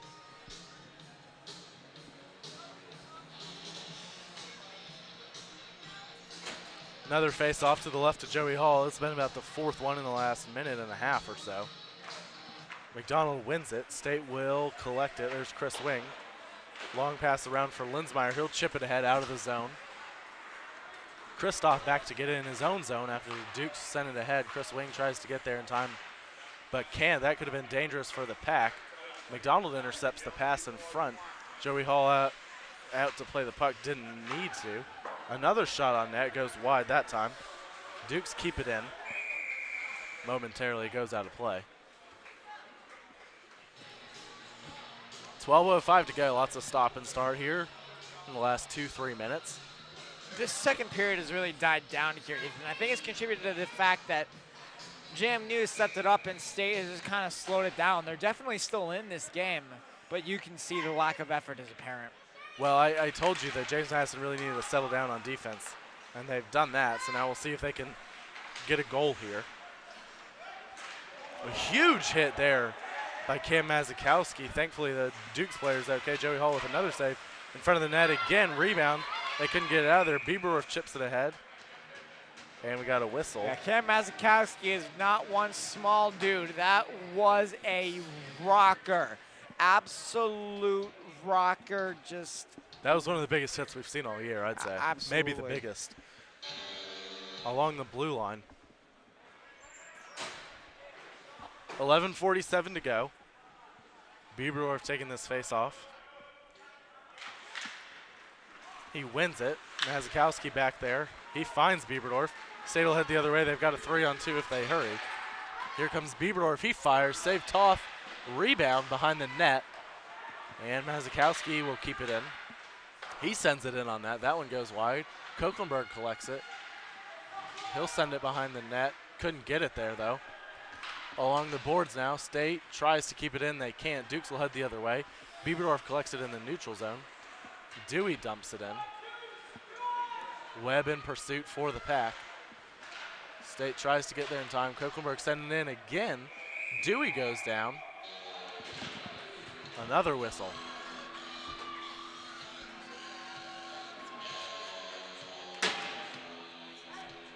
$11:08 to go. 5-2. All 7 goals in the first period. I'll tell you what, that first period was bonkers, I guess. I don't know how else to describe it. Alfonsetti scored, and then Banashevitz. Todd tipped one in. Merchant scored from behind the net, and then Banashevitz got a second one. We got another icing here. Scott couldn't get there in time. He thought he was. 11:01 to go.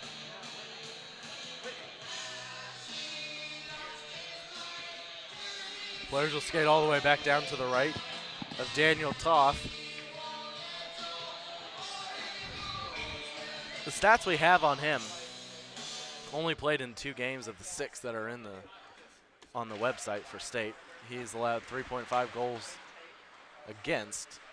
So like we've said, you got to have your backup goalie play well to win the tournament, and James Madison certainly knows that, and they've got to score some goals to get back in this game.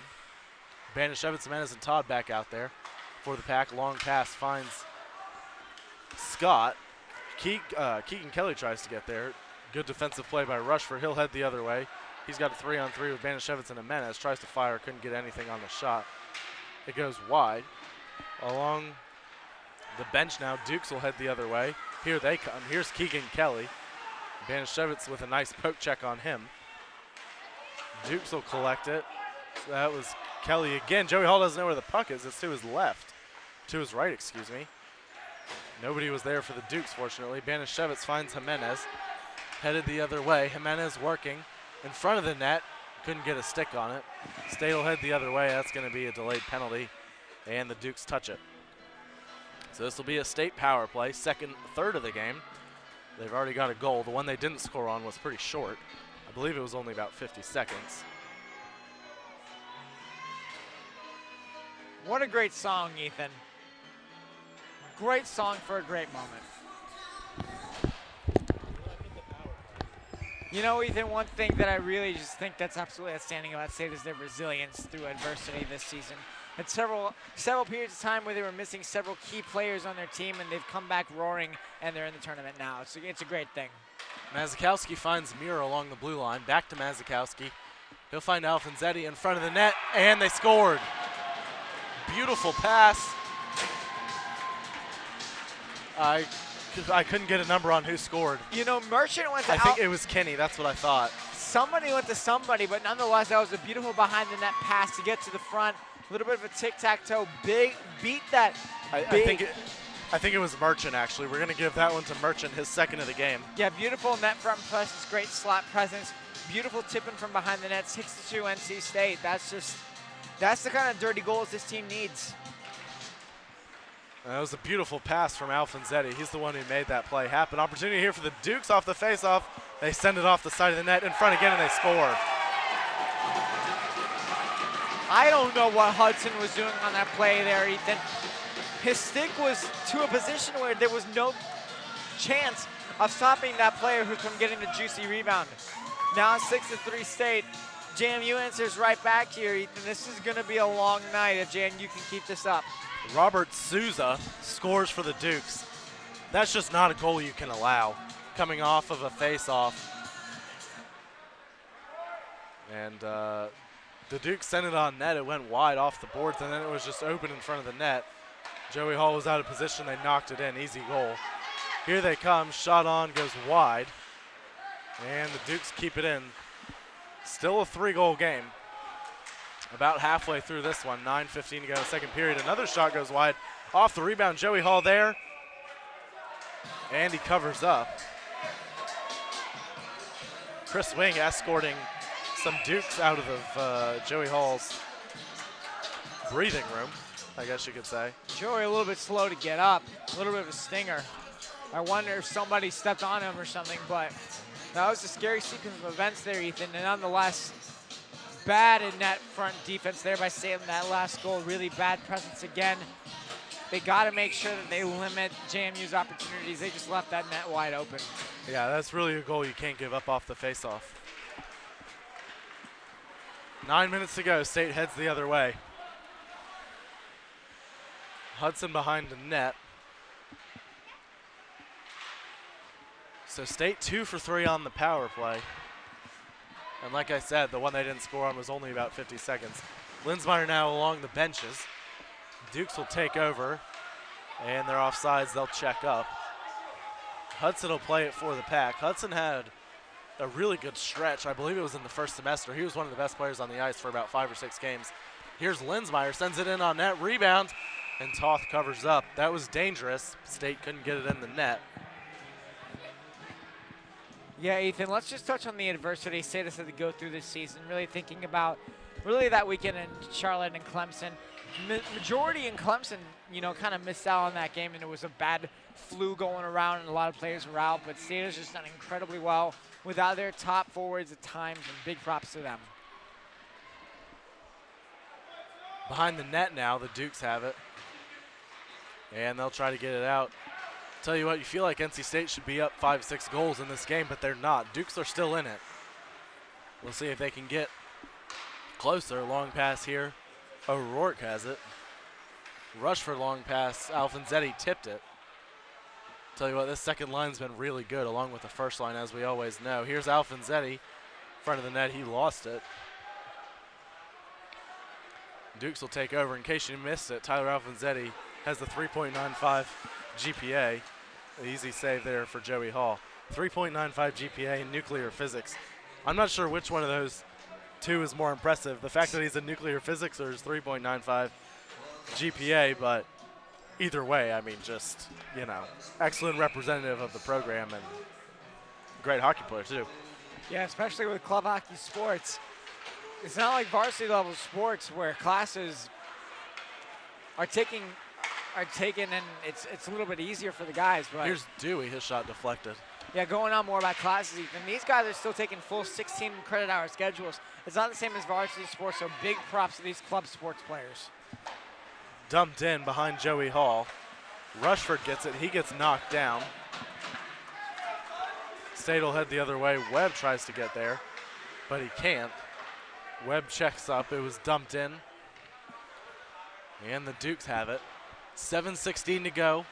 Second period. State leads 6-3. Sent in on net. Goes all the way through, but well wide. Dukes will head the other way. They've got a 2-on-1 potentially.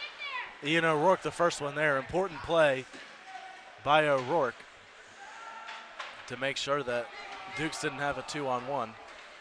Good pass there. Dewey has it. He'll find Bieberdorf. He chips it ahead, or tips it ahead, excuse me. Rushford collects it in his own zone off the dump in from the Dukes. Long pass. That'll be icing. 6:43 to go. It's a beautiful night here, Ethan, and it's going to be a little bit bad for us. Tomorrow's going to be around 30 degrees. It's not going to be very warm here. But then again, Ethan, we broadcast hockey. We're in a hockey rink. We should be used to the cold by now. The weather's been crazy. It was 70 the last 2 days in Raleigh, and now it's going to be 30. Like, what's up with that, man? Webb gets it out of the zone. Good play there from Eric. Graduate student. Rushford behind his own net. Gets it ahead to Dewey. Bieberdorf there to get it. And he'll find O'Rourke. O'Rourke has it. He'll dump it in. And State makes a change. Long pass up ahead for the Dukes. Here they come. Bad angle. Opportunity here. Kelly, he fires wide. Off the rebound, off the boards. They couldn't get it on net. Jimenez finds Banashevitz the other way. State's got a 2-on-1. Here's Banashevitz across. Jimenez never got through. Banashevitz behind the net now. He's down. Jimenez has it in front. It never got into the net. Not sure if Toth got a save there or not. The Dukes have it. Banashevitz working hard. Jimenez tries to get there, and he'll take it away. Here he comes. Lost the puck trying to get a shot up. Todd goes down. Not going to see a penalty on that one. And the Dukes will try to head the other way. Here's Scott. Long pass. Todd tried to intercept it. He couldn't. Here they come. Shot blocked. Good play there, John Kochlenberg.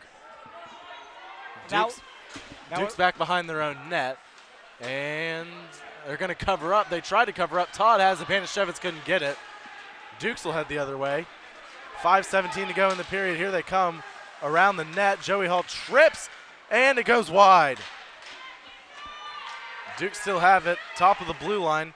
Waited to fire, and it's deflected out of play. Yeah, this was the best sequence of events all period here, Ethan. This is the speed I was saying earlier. There was a feeling a little bit out of whack here. Great job by JMU to really pick up the speed, and as well from State. This has been a very speedy period here, Ethan. 5:05 to go. Dangerous sequences here. Sequence of events, I guess would be the right word I'm looking for, or words. Dukes win the faceoff. Up top to the blue line. Sent in. And Joey Hall with a good save. Dukes couldn't get a stick on it. Kristoff heads the other way. Here he comes, working behind the net. He goes down. A couple of players go down. Linsmeyer has it now behind his own net. And we got a whistle. I believe the net's off its moorings. Again, they got to figure something out with that. Absolutely, Ethan. And there's an interesting thing they do is they drill a hole into the ice, put a pipe in there, and then put the net that's hollowed out on top of those pipes to make sure it stays secured. So it's prone to be like pushed up and carried off, and nonetheless, it's an important job for the Zamboni Cleaners to make sure those nets are intact. Sent in on net. It goes wide, and Dukes will head the other way. Long pass up ahead. They deflect it. McDonald there with a nice check. Wing hits McDonald with the puck, and Linsmeyer gets drilled. He gets up, thankfully. Yeah, what a slacking right there by the Dukes against Linsmeyer right there. Big hit. Chris Wing has it. He finds Hudson. He gets it to Kristoff, who chips it ahead. State will make a change. Dukes behind their own net. They'll send it ahead. Looking. Long pass, nobody there. Hudson will collect it. 4 minutes to go in the period. Chris Wing gets sniper down. We got another whistle. Chris Wing just fell over here. Sniper in the building. Another whistle. I'll tell you what, we've had a bunch of these whistles where I have no idea what's going on. That's the way it goes sometimes, Ethan. These refs got to make very difficult calls at very difficult times, so big props to them for making sure they're calling something at all, Ethan, because I'm sure a game with no calls would just be a really rowdy, all over the place game, so big props. Alfonsetti wins the face-off. He'll take it into the zone, tries to work through a couple guys, but can't. Dukes will take it away. Under 4 minutes to go. Alfonsetti gets it back, works across, and shot wide. That was Kenny for the Pack. Actually, that might have been Merchant looking for the hat trick. Kenny has it now. Leaves it for Merchant. Kenny with it again. And the Dukes will chip it out. That's not going to be icing. Not sure why. Dukes are the first ones there anyway. Pass in front of the net, chipped out of there. Alfonsetti in pursuit. Dukes have it in their own zone. Pass up ahead, too long. Chris Wing chips it. Dukes take it over anyway. Here they come, working along the goal line. Hudson takes it away. Good defensive play there. Dukes keep it in, though. State's got to get it out, and Alfonsetti does it eventually. Dukes send it back in, though. Chris Wing behind his own net. 2:58 to go. Kenny chips the pass ahead, and it goes out of play. 2:50 to go. State leads 6-3, second period. Looking to advance to the semifinals. Right after this is going to be Charlotte against UVA, and State has lost with both of those teams this year, but they won one game against Charlotte, so whoever they face is going to be a stiff competition. They'll either face, I don't think there's a chance they face Charlotte because Charlotte's the lowest remaining seed, so if Charlotte wins, they would face George Washington, if I'm not mistaken. State, if Virginia wins the next game, State will play Virginia, if State wins, obviously. And then if Charlotte wins, State will play the winner of the Virginia Tech Wake Forest game. Shot on net there, kicked aside. Bieberdorf collects the rebound. Dewey behind the Duke's net. Couldn't get it. Sent in front of the net. State couldn't get a stick on it. It was sitting there. Juicy rebound, but State couldn't finish it. Duke send it in. Rushford. He'll go back to get it. James Madison sends it around again. Webb up ahead, too long for Kristoff. Not going to reach the goal line, no icing. 2:15 to go. And the Dukes will set it up in the all-black uniforms. Usually State wears the black as the home team, not tonight. Dukes into their own zone. And good defensive play there, Will Bieberdorf. State gets it out. James Madison couldn't keep it in, and we got another whistle. For a hand pass. That's something you see very often.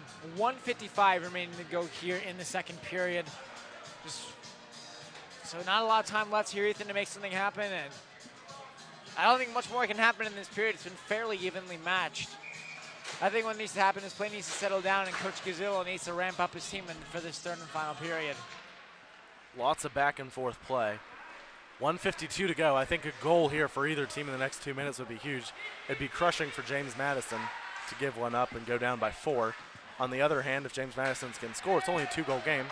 Shot in front, good blocker save. Off the rebound, off the side of the net, Keegan Kelly. Todd working there. Koeklenberg along the boards. He pins a man. In front of the net, Joey Hall with a quick save.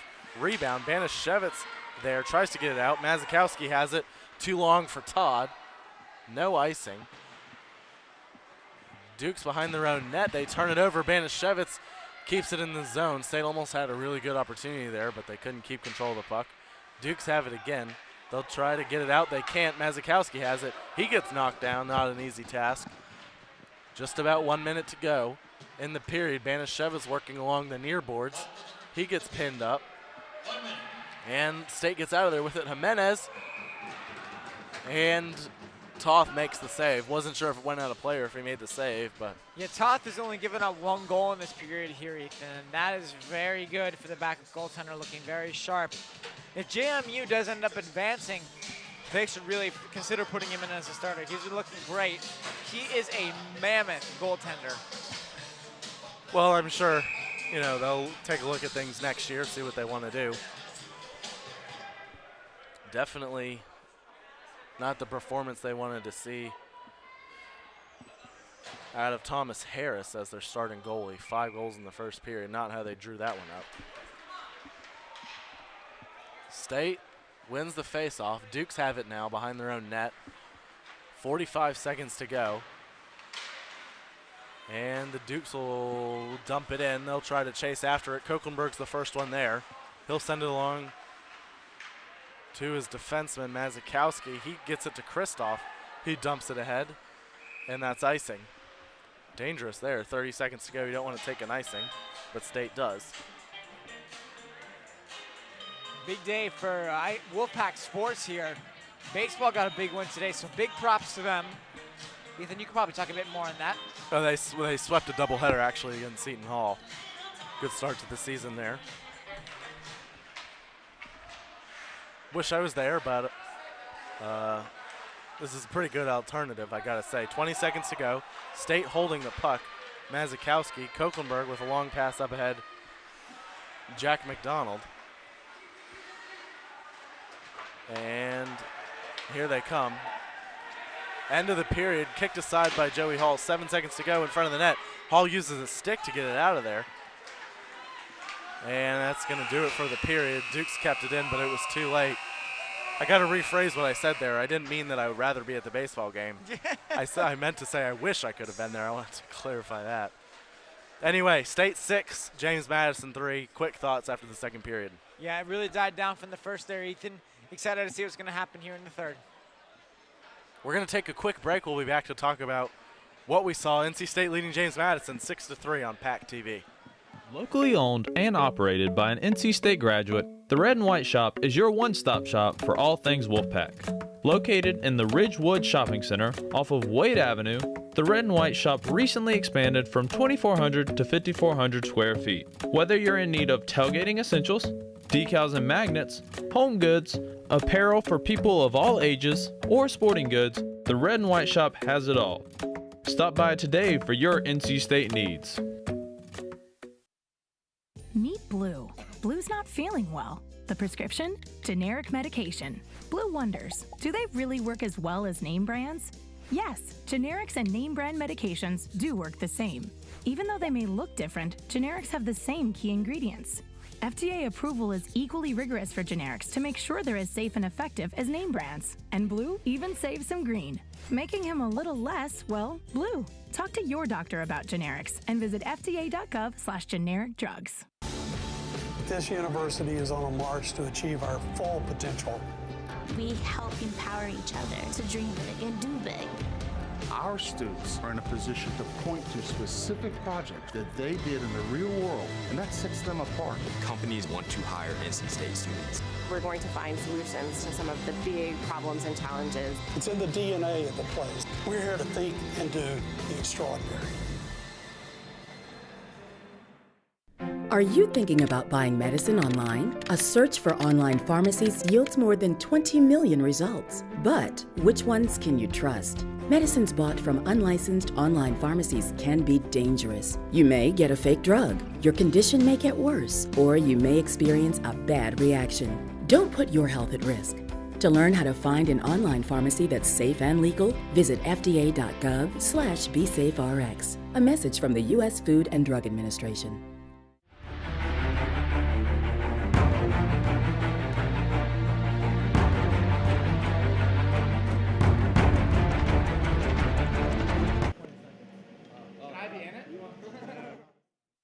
Graduate, the Red and White Shop is your one-stop shop for all things Wolfpack.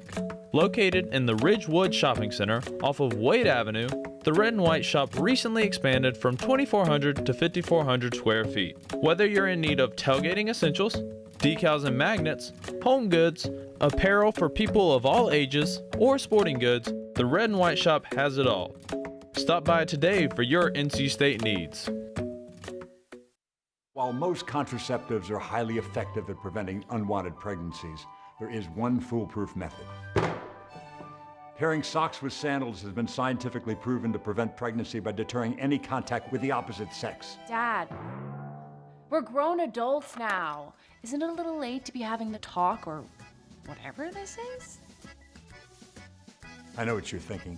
What is international action star Ed Begley Jr. doing talking to his blossoming children about sex? Well, as a matter of fact, I'm saving the world. You said that we had to come home for an emergency. Do you know that one of the biggest threats to wildlife and their habitats is rapid human population growth?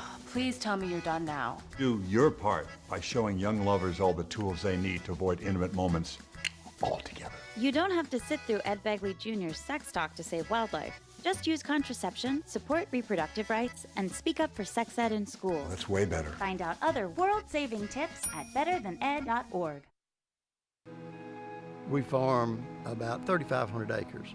There's pipelines everywhere. The contractor working on my property did not have the lines located before he began work, and it resulted on a strike on a natural gas pipeline. Fortunately, no one was hurt, but it could have been much worse. Calling 811 or visiting clickbeforeyoudig.com in the U.S. only takes minutes to do, and it can save your life.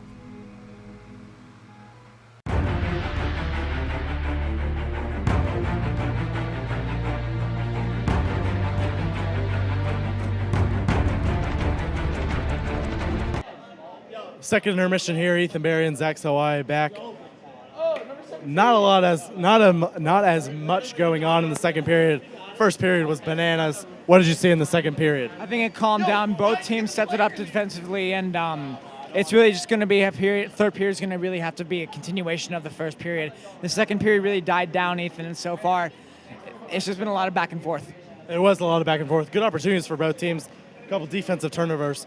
Looked to me like there could have been more goals, but there wasn't. What does NC State need to do defensively with a 3-goal lead? I think they just need to continue to tighten up because they let in a few more opportunities than they would have liked. I think the fact that they've been just squeezing in still so tight, not really spreading out, is allowing JMU to just walk circles around them and really getting in on Joey Hall. It's not a good thing, so it's really going to have to be really changed going forward here.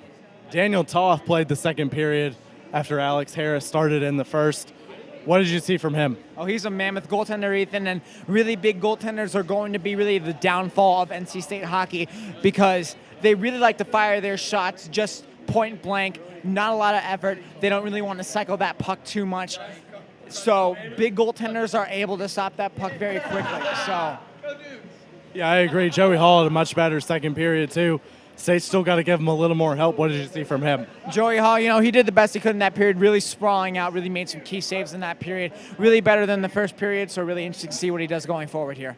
We'll be back to hopefully talk with Jeff Wing. He just took a very important phone call. That's obviously more important than we are, but we'll be back either with Jeff Wing or with a little bit more analysis on what to see in the third period. NC State leads James Madison 6-3 on PackTV.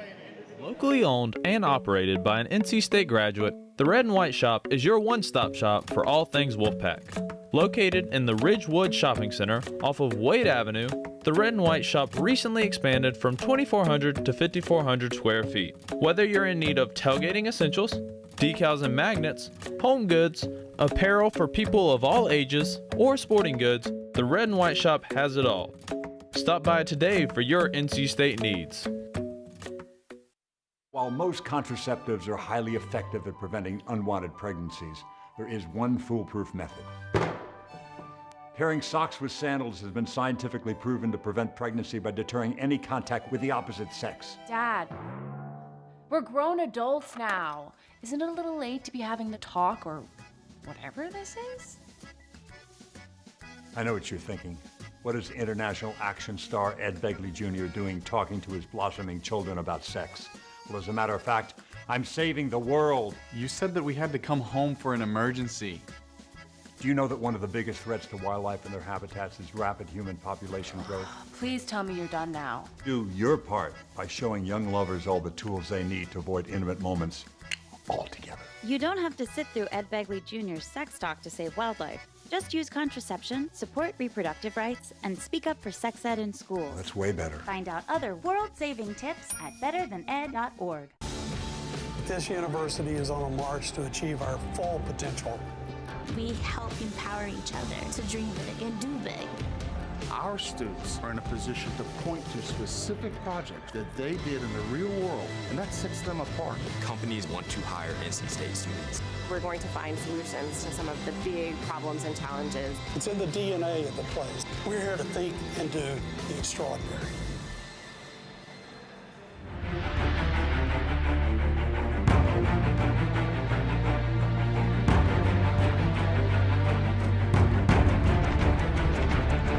Zach Sawai here for PackTV alongside assistant coach Jeff Wing here. Coach, quickly here, what I've realized is that your forechecks are actually very similar in the way that NC State plays and JMU plays, yet your team still seems to be on top. So, Coach, what's the secret to your team's success? You know, I think in this period, it was clearly we quit firing the puck into the middle of our slot in the middle of the ice there. So that was important. I tell you one thing I really liked. It wasn't really a forecheck point, but when we entered the zone and one of our D went in, our forwards fell back and helped out the defensemen. And then if you notice, either the puck came back to regroup it back into the zone, or they were back to help out. So I thought of that period, the best thing I saw was the forwards helping out the D. Definitely. In the second period really died down there, Coach, and really talking about it. So what happened between the first and second period energy-wise, and how is the third period going to be energy-wise as well? You know, I just think everybody was just I think we just had speed. Everybody was kind of playing more with their head on their shoulders versus just kind of all energy. So that was good.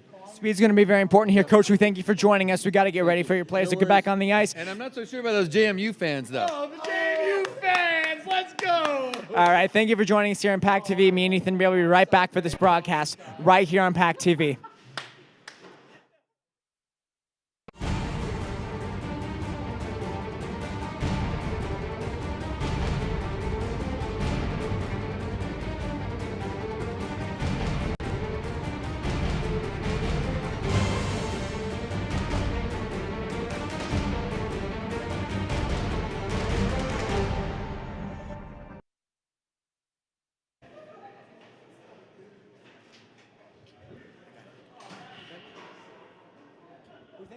Back and joining us here on PackTV. Zach Sawai here. Ethan Berry will be right back with us here, helping once again adjusting some of the camera work here.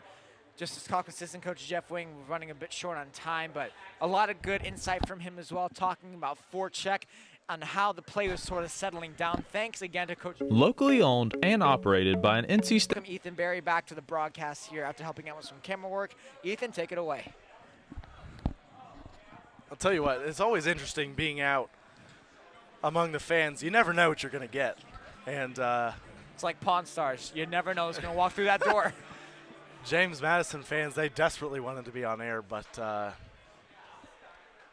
couldn't do that. That's not how it works, unfortunately. And but hey, you got to love the enthusiasm for ACCHL hockey. They made, I think they said it was a 2.5-hour trip or so. I think that's what they said, Ethan. Yeah, but a couple NC State fans, as you mentioned, as well. And it's great to see that support, in my opinion. I think James Madison University is near the coast, if I'm not mistaken. It's in, it's not near the coast. I don't remember exactly where it is. But it's not near the coast. I'm going to look it up real quick. Yeah, they're somewhere in Virginia, if I'm not mistaken. Yeah, they're definitely in Virginia. They are in... That's the president, Ethan. The 4th U.S. President, James Madison. Harrisonburg. I should have known that. They're in Harrisonburg, and they're one of the best football teams in the country. Actually, I don't know that a lot of people know that. And at the FCS level, I believe they won the national championship last year, and they've won a couple in recent years as well. But great school, great to see their fan support for their hockey team. Face-off here goes up in the air. Todd tries to catch it.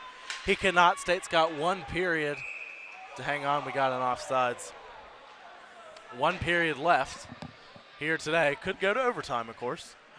State leads 6-3. They'll look to hold on, move on to the semifinals tomorrow.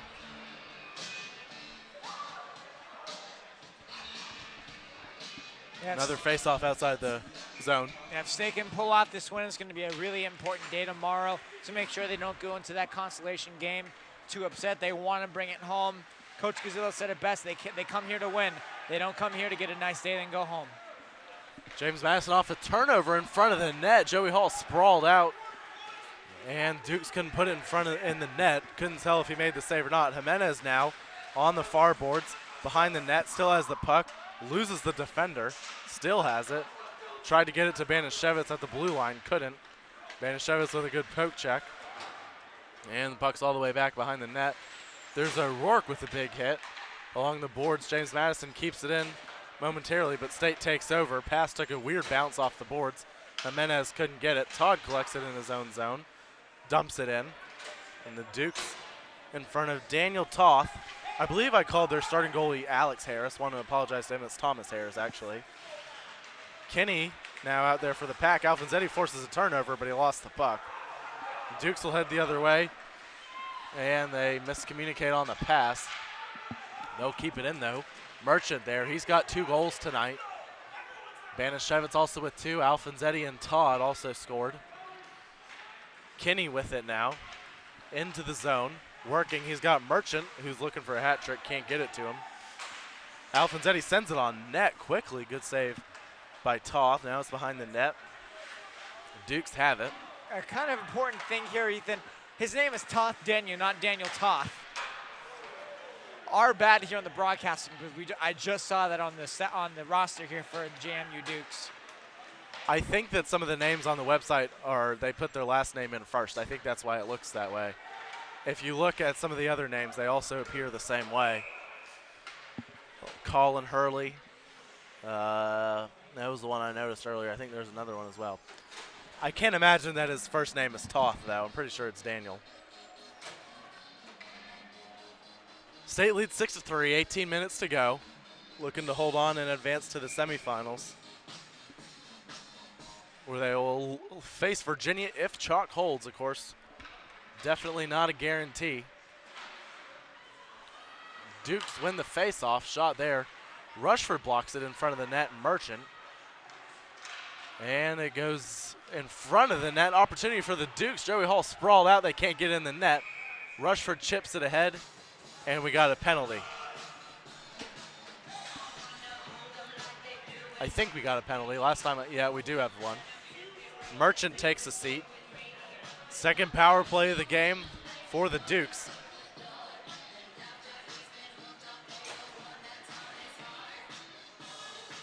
They'll send Keegan Kelly, Ryan Scott, and somebody else who we don't have on here. Their number's not the same as it is on the website. Got a couple of duplicate numbers out there. Lady Gaga now playing on the PA. Tell you what, Lady Gaga is one of my favorite artists. Definitely underappreciated. Yeah, what a national treasure she is. Duke set up the power play. They win the face-off. Here they come, moving in, shot high. Goes all the way around. Dukes keep it in. Linsmeyer with a nice hit. McDonald, Rushford, and O'Rourke also out there. Rushford with an excellent play. Can't get it out. Does the second time. McDonald there just chipped it along. Could have looked to maybe make a play with it. Instead, he just dumped it in. Dukes will collect it. And they lose it again. Linsmeyer backhands it all the way back down. Good penalty kill from NC State. And the Dukes will look to get it set up again. 45 seconds gone on the power play. You think if they're going to make this one a game, they've really got to put some pressure on here, maybe get a goal. Here they come. Scott already has 2 goals in front of the net. Kelly can't connect. Back up top to the blue line, sent in on net. Hall out of the net on the rebound, and it gets out. Good clear for the Pack. State dodged a bullet there. Dukes will send it in. Bieberdorf intercepts the pass and sends it all the way down. 40 seconds to go on the power play. Bieberdorf putting some pressure on. Alfonsetti as well. Like I mentioned, he single-handedly killed the first power play. Even drew a penalty on it. Bieberdorf there. Dukes will look to set it up. 24 seconds to go. Up top to the blue line. Pass across to the slot. In front to the other slot. Shot goes high. And the Dukes still have it. 15 seconds to go on Merchant's penalty. They'll set it up along the boards. Bieberdorf almost intercepted it, but he couldn't.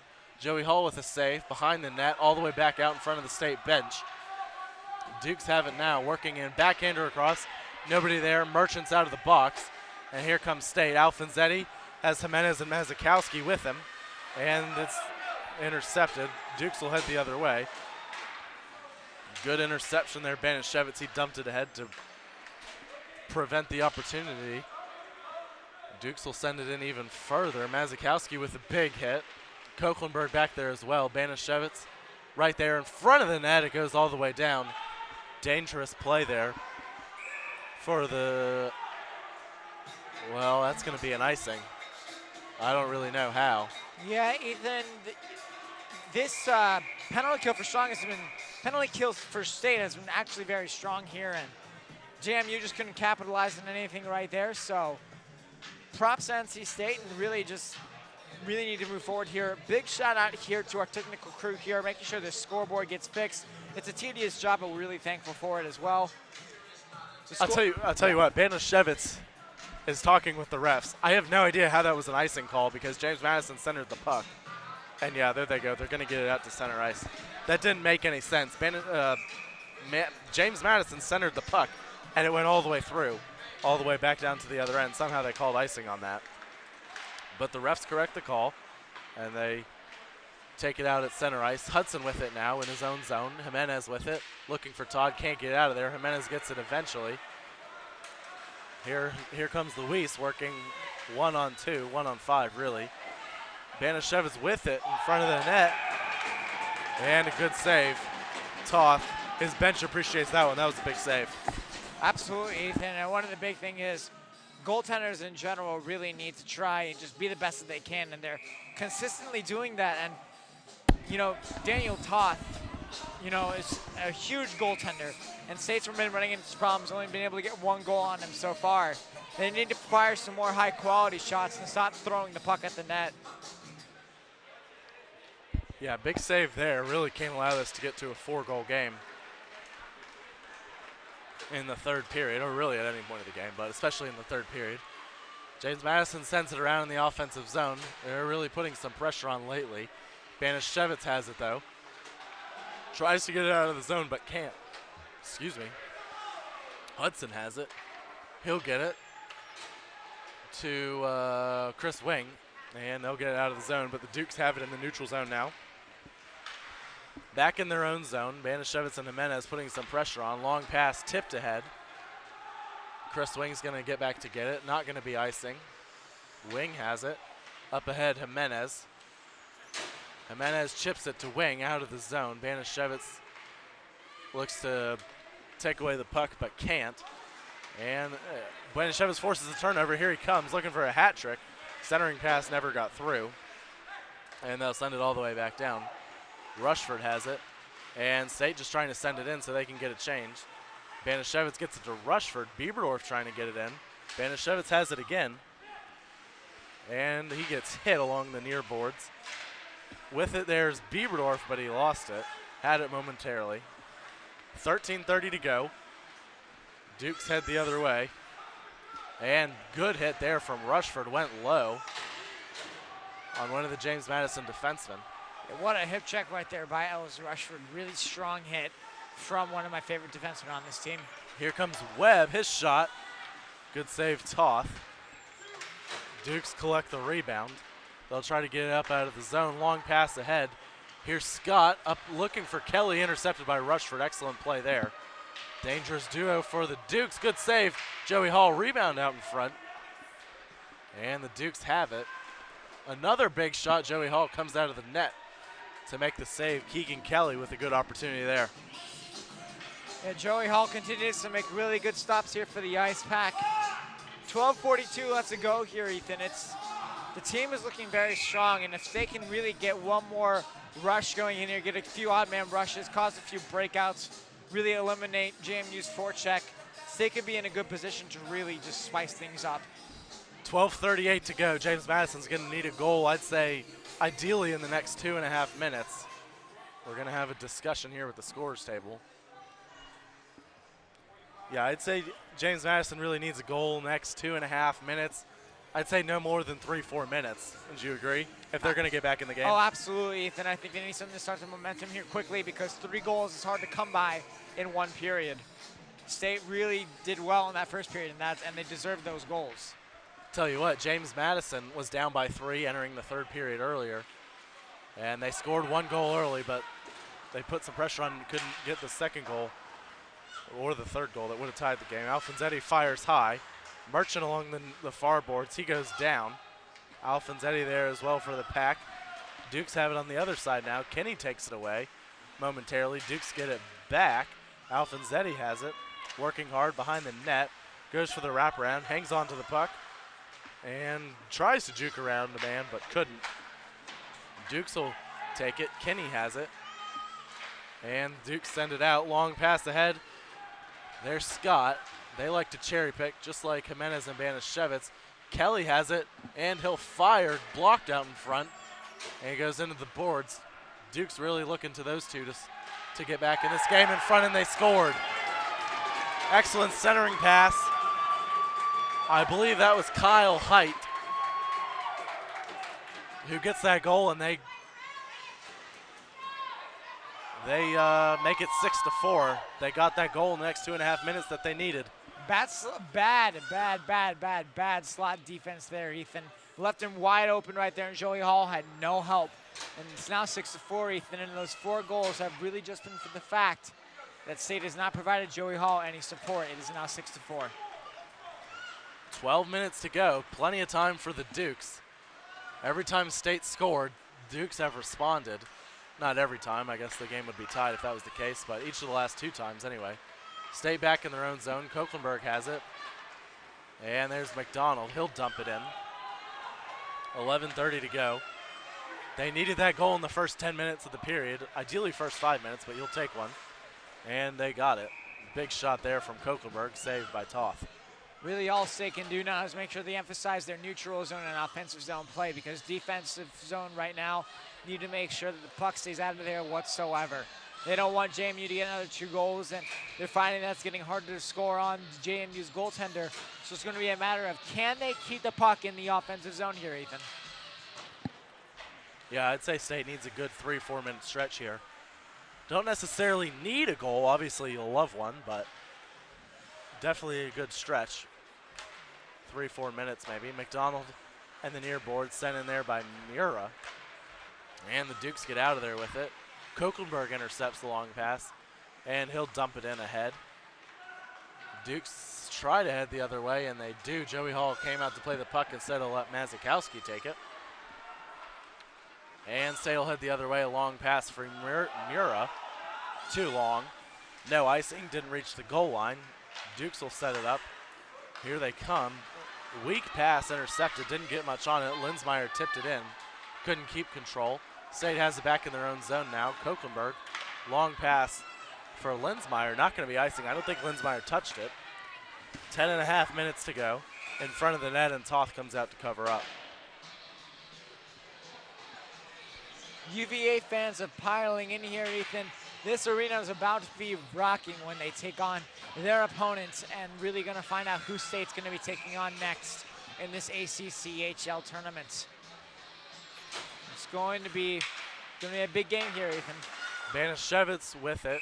Chris Wing sends it in, and it goes out of play. A quick fun fact, Sam Banashevitz now has 10 goals in his past 6 games. That's just incredible, Ethan, for the fact that after that abysmal weekend, he's back on top. Chris Wing with the shot. Good save, Toth. Banashevitz tries to keep it in. Long pass out, and the Dukes can't connect. Chris Wing tries to send it back in. Intercepted.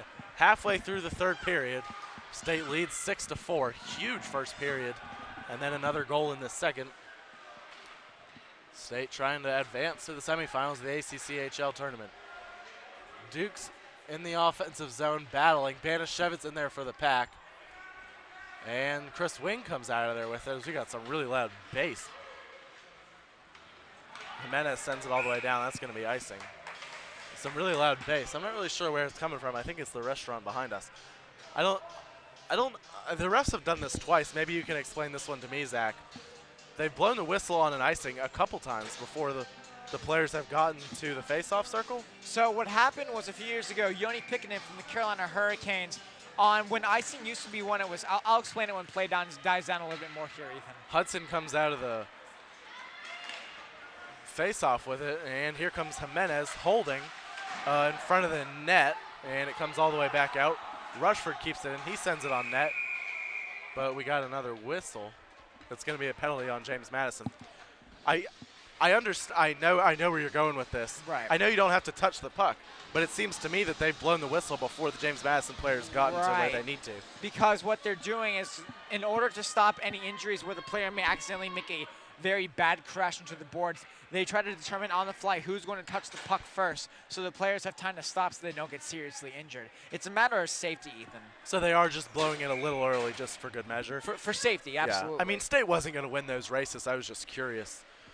But why. It also opens up to more controversy over calls there, Ethan, as well. Yeah. Well, I agree with you. If the race is going to be won by the team, I don't have any issue with the call. Like I said, I don't necessarily disagree with the call. It was just interesting to me. State's on their 4th power play of the game. They've scored twice already. And they're going to set it up. Muir at the top finds Merchant out there with Alfonsetti. Rushford. Kinney in front of the net, tipped in, and he scored. Ryan Kinney off a pass from Tyler Alfonsetti. NC State's power play is back up and running. The Silk Man himself, Ryan Kinney, incredible job from number 22 to get into the front of the net, get to the front of the slot right there. What a great tip against the mammoth goaltender from JMU. There's really not much more you can say. Beautiful tic-tac-toe passing play to the front of the net. There's really not much more you can say there, Ethan.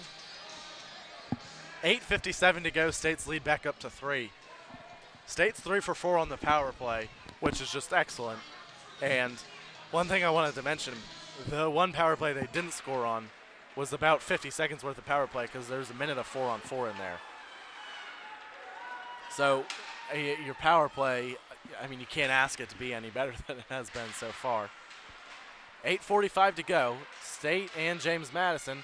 Dukes with an opportunity there. Good shot. And better save there, Joey Hall.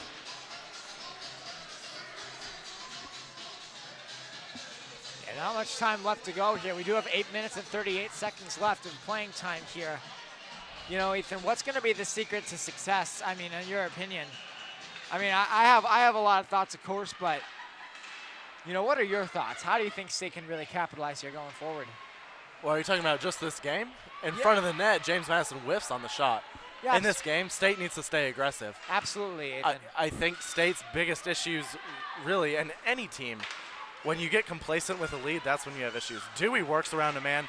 His shot, Toth out of the net, and the puck, State still has the puck. Webb sends it in and goes wide. Mazikowski collects it, blocked out in front. Rushford will keep it in. He whiffs on the shot. He goes down. Into the corner, Dewey has it. Webb battling there behind the net. Dukes have it. Under 8 minutes to go. State up by 3 in the ACCHL tournament. Back to what you're saying.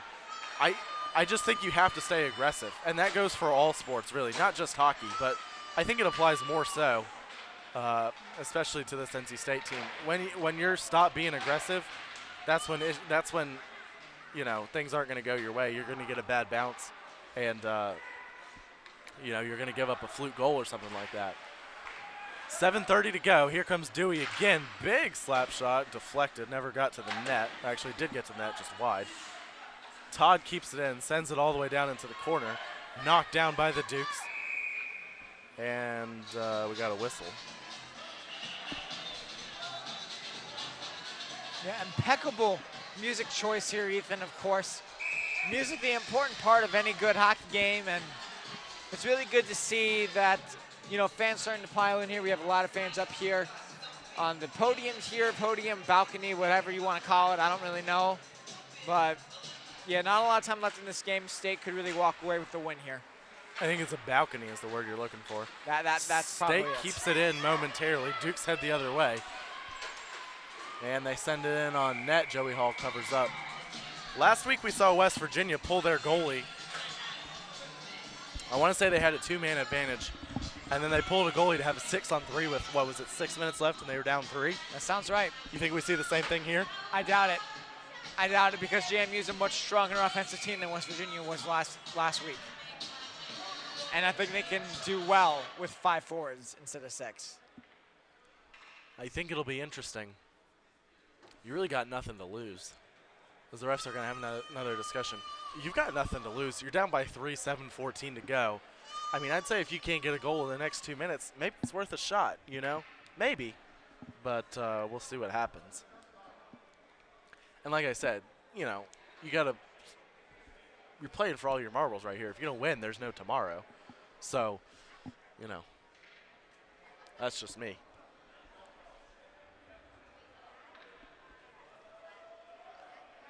The refs having a discussion.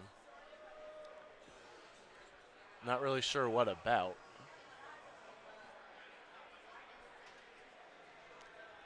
This is the healthiest State's been all year. I think the PNC Arena game, second semester, was right up there with it. But Matt Koski and Eric Johnson, I want to say they've played in every game. They're not playing tonight because State has so many options available.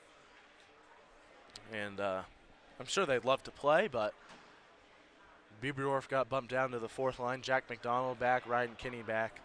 And, you know, it's tough to – you can't play everybody, but could see those guys the rest of the weekend. Kristoff back as well. He's missed a couple games. No idea what's going on here. 7:14 to go. The refs are discussing something. Is the clock running?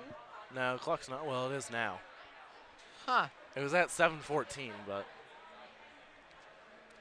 maybe it wasn't running for a bit. That's the only thing I could think of. That might be it, Ethan. I think that's exactly what's happening. James Madison's waiting for them to stop the clock so they have more time. And it's at 6:43, so they took 30 seconds off the clock. Not really sure why, but State will take it. I didn't notice that the clock was stopped, did you? I didn't, Ethan, sadly. Banashevitz working out of the zone. Jimenez collects it, backhander for Banashevitz. Couldn't get it there. Todd sends it in on that bouncing puck. Easy save for Todd. That could have been dangerous with the bouncing puck. 6.5 minutes to go. Dukes have it. Look, Scott looking for Keegan Kelly there. State dumps it out of the zone, though. Dukes have it now. Along the boards, sent in and blocked. Good play, Hudson. Jimenez there, battling. Hudson there as well for the Pack. Tried to get in front of the net, deflected back out top. Pass, or that was a shot, it was blocked. Jimenez tried to get out of the zone with it, couldn't. Dukes in front of the net, and here comes Jimenez. One-on-one, he's got Hudson trailing. Jimenez fires, it goes around him. He made the save, and it almost went through, and now we got a whistle. Good shot from Jimenez. Toth made the initial save, but didn't cover up. Yeah, shoving the face against Banashevitz right there. That was not a good play there, Ethan, and glad that Banashevitz is okay, but that was Sam got slacked right there. Glad to see that he's up and stable. I don't think there's no way Banashevitz, you're keeping him off the ice here in this tournament. I think you'd have to cut his legs off, probably both of them, not just one. James Madison wins the faceoff. They get it out of the zone. Running out of time here. If they can't score a goal, turnover there off of a deflected pass. Nobody got to the puck in the middle of State zone. That was very dangerous. Mira heads the other way with it. He'll work wide. He'll look to set it up across. There's O'Rourke. He sends it in on net, and they scored. Not sure if it was deflected. Ian O'Rourke sends it on net, and NC State has an 8-4 lead. Clean shot there from Ian O'Rourke, and I think it's pretty safe to say this game is done. Ian O'Rourke really sealed the deal here for the Pack. What a shot. Just under the glove of Toth Daniel. You know, it was a good play there, Ethan, and Ian O'Rourke really deserves that goal. One of his first of the season, if I'm not mistaken, too. So big props to him. What a shot, too. Just what a beautiful shot. Yeah, I think he doesn't have the orange laces, so I think he did score last weekend. But we're going to give that one to O'Rourke. We'll find out. If it was tipped, NC State leads 8-4. 5 minutes to go. NC State looks like they're going to advance. I agree with you. That one might be the backbreaker for the Dukes, but they've put up a good fight here. Still 5 minutes to go. Linsmeyer with the puck in front of the James Madison net, or bench, excuse me. Long pass up ahead for the Dukes. Here they come. Working, sent in, goes all the way through to the near boards. I'll tell you what, this base, wherever it's coming from, is really distracting. Loose puck in front of the, in the neutral zone anyway. 4:30 to go. Dukes have it. And here they come. They're going to need some goals, and they're going to need them quick. Sent all the way in. Joey Hall trying to get an icing. Not sure if he should have caught that one or not. Mazikowski chips it ahead to Mura. Couldn't get out of there with it. Mazikowski has it again, and he'll just send it all the way down. That's going to be icing. 4:13 to go. State leads 8-4. Really a complete effort offensively for the Pack. They're going to need to get better on defense, though, headed forward. Absolutely, Ethan. I think they've had a little bit too many defensive lapses here going into the latter rounds of the tournament. They're going to be facing better and better teams. They can't afford to give up one goal too many, Ethan. State off the face-off has it. There's Mazikowski. He'll send it ahead. They send it all the way down, and no icing. So State's able to get the change that they wanted. 4 minutes to go. Dukes have it. And they'll get it up into the neutral zone. Here they come looking for a goal to get back in the game. Mazikowski goes down. That's a big dude laying down on the ice. Looking for a penalty. Couldn't get it.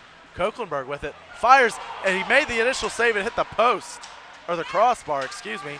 Koeklenberg with it back in front of the net. You know, John Koeklenberg really wanted that one his senior season. Still hasn't scored a goal. Doesn't get much closer than that. 3:30 to go. That one sent all the way back down. Koeklenberg couldn't make the catch. And they're going to wave off the icing. Had their hand raised. They didn't call it for some reason. Merchant feeds it ahead looking for Kinney. Dukes into their own zone. Merchant tries to keep it in but can't. Alfonsetti has it. Waits for his guys to get online. Alfonsetti goes down. No penalty. 3 minutes to go. Alfonsetti in the corner. Centering pass. Kinney fires. And Toth made the save, I think. Not sure if it went wide. Hudson has it now. All the way back around. Alfonsetti with a nice hit. Kinney trying to get there. Sends it in front of the net. It hit the back of the net. And we got a penalty. I believe. A whistle at least. The net came off again, Ethan. Oh, gotcha. Yeah. They got to do something about that. That's what, the fourth, fifth time that's happened? I'm sure they'll get it fixed soon enough, but it's an early night for us, Ethan. Our games usually end towards midnight. It's 7 o'clock on a Friday night. They sure do. We'll have time to actually go get real food. Yeah. 2:40 to go. Duke send it ahead. Hudson has it. State looking to finish this one off, and they'll play either Virginia, Virginia Tech, or Wake Forest. No chance to play Charlotte because Charlotte's the lowest remaining seed. And if they win, they will face George Washington. Dewey with it now. Fourth line out there for the Pack. In front for Webb. Couldn't get a stick on it. And the Dukes have it. Sent in on net again. That one goes behind the net. Long pass up ahead. Hudson right there for the Pack. Scott has 2 goals so far today. Tough to ask much more from him. Keegan Kelly hasn't scored though. That's important. Hudson has it again. Under 2 minutes to go. And the Dukes have it behind their own zone, behind their own net. They'll send it ahead looking for something to get back in this game, but I think they're going to come up a little bit short here. Still a minute 40 to go. State just wanting that clock to run down. Yeah, State looks like they're really giving up here, and I don't think they should necessarily give up, but definitely they made their point clear that they're going to win this game and advance in this tournament. Excellent move from the Dukes. Pass blocked by Koeklenberg. Big slap shot, and it was blocked. Koeklenberg blocked that pass. That was an excellent defensive play. Could have been an opportunity there. Mazikowski has it now, and he'll find Mira up ahead. Here comes Mira. He'll hold, tries to juke around a man, but he lost the puck. Todd has it. He'll send it in on net. It hit the post off of a deflection in front of the net again. Toth doesn't know where the puck is, but Banashevitz has it, and he'll just back things out of the zone. State's going to win this one. 45 seconds to go. Here comes Mazikowski. Mura trying to stay on side. Mazikowski with a nice little shove there. Got to be careful here. Don't want to take any penalties that would hurt the team headed forward in this tournament. State will back out of the zone again. Todd with it. He'll send it across. O'Rourke. Banashevitz has it now. 20 seconds to go. NC State's going to win this one, and they'll see who they're going to face and what time. We'll let you know as soon as we find out. State playing catch behind their own net. Mazikowski holding. Actually, that's Chris Wing. 3 seconds to go, and that'll do it. NC State advances. They beat James Madison 8-4. Zach, quick thoughts on the game. Well-deserved win for NC State. They were the better team in this game. They came out charging, and they really proved why. They were the number 3 seed and the winner of the Carolina division. They look great, Ethan, and looking forward to see how they play tomorrow night. Player of the game, who is it? Oh, that's a tough question. You know, I'm going to have to give it to Trevor Merchant. He had a great game, and he's only been our player of the game just about once, but, you know, consistently he's flown under the radar. He's a great player, so look forward to speaking with him after the game, Ethan. We'll look to get him on air. We'll also have head coach Mike Gazzillo. And our postgame will be coming up next. NC State beats James Madison 8-4 here in the first round of the ACCHL tournament on PackTV. Locally owned and operated by an NC State graduate, the Red and White Shop is your one-stop shop for all things Wolfpack. Located in the Ridgewood Shopping Center off of Wade Avenue, the Red and White Shop recently expanded from 2,400 to 5,400 square feet. Whether you're in need of tailgating essentials, decals and magnets, home goods, apparel for people of all ages, or sporting goods, the Red and White Shop has it all. Stop by today for your NC State needs. While most contraceptives are highly effective at preventing unwanted pregnancies, there is one foolproof method. Pairing socks with sandals has been scientifically proven to prevent pregnancy by deterring any contact with the opposite sex. Dad, we're grown adults now. Isn't it a little late to be having the talk or whatever this is? I know what you're thinking. What is international action star Ed Begley Jr. doing talking to his blossoming children about sex? Well, as a matter of fact, I'm saving the world. You said that we had to come home for an emergency. Do you know that one of the biggest threats to wildlife and their habitats is rapid human population growth? Please tell me you're done now. Do your part by showing young lovers all the tools they need to avoid intimate moments altogether. You don't have to sit through Ed Begley Jr.'s sex talk to save wildlife. Just use contraception, support reproductive rights, and speak up for sex ed in schools. That's way better. Find out other world-saving tips at betterthaned.org. We farm about 3,500 acres. There's pipelines everywhere. The contractor working on my property did not have the lines located before he began work, and it resulted on a strike on a natural gas pipeline.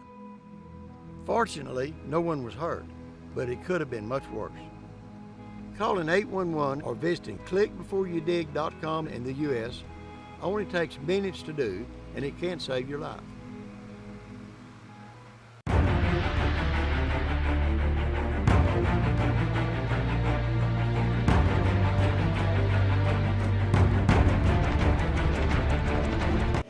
NC State beats James Madison first round of the ACCHL tournament, Zach. 8-4, 5 goals in the first period. And NC State really just coasted from there. What did you see from the Pack today? You know, I think the Ice Pack really came out on top, Ethan, for a lot of different reasons. First of all, is the forecheck.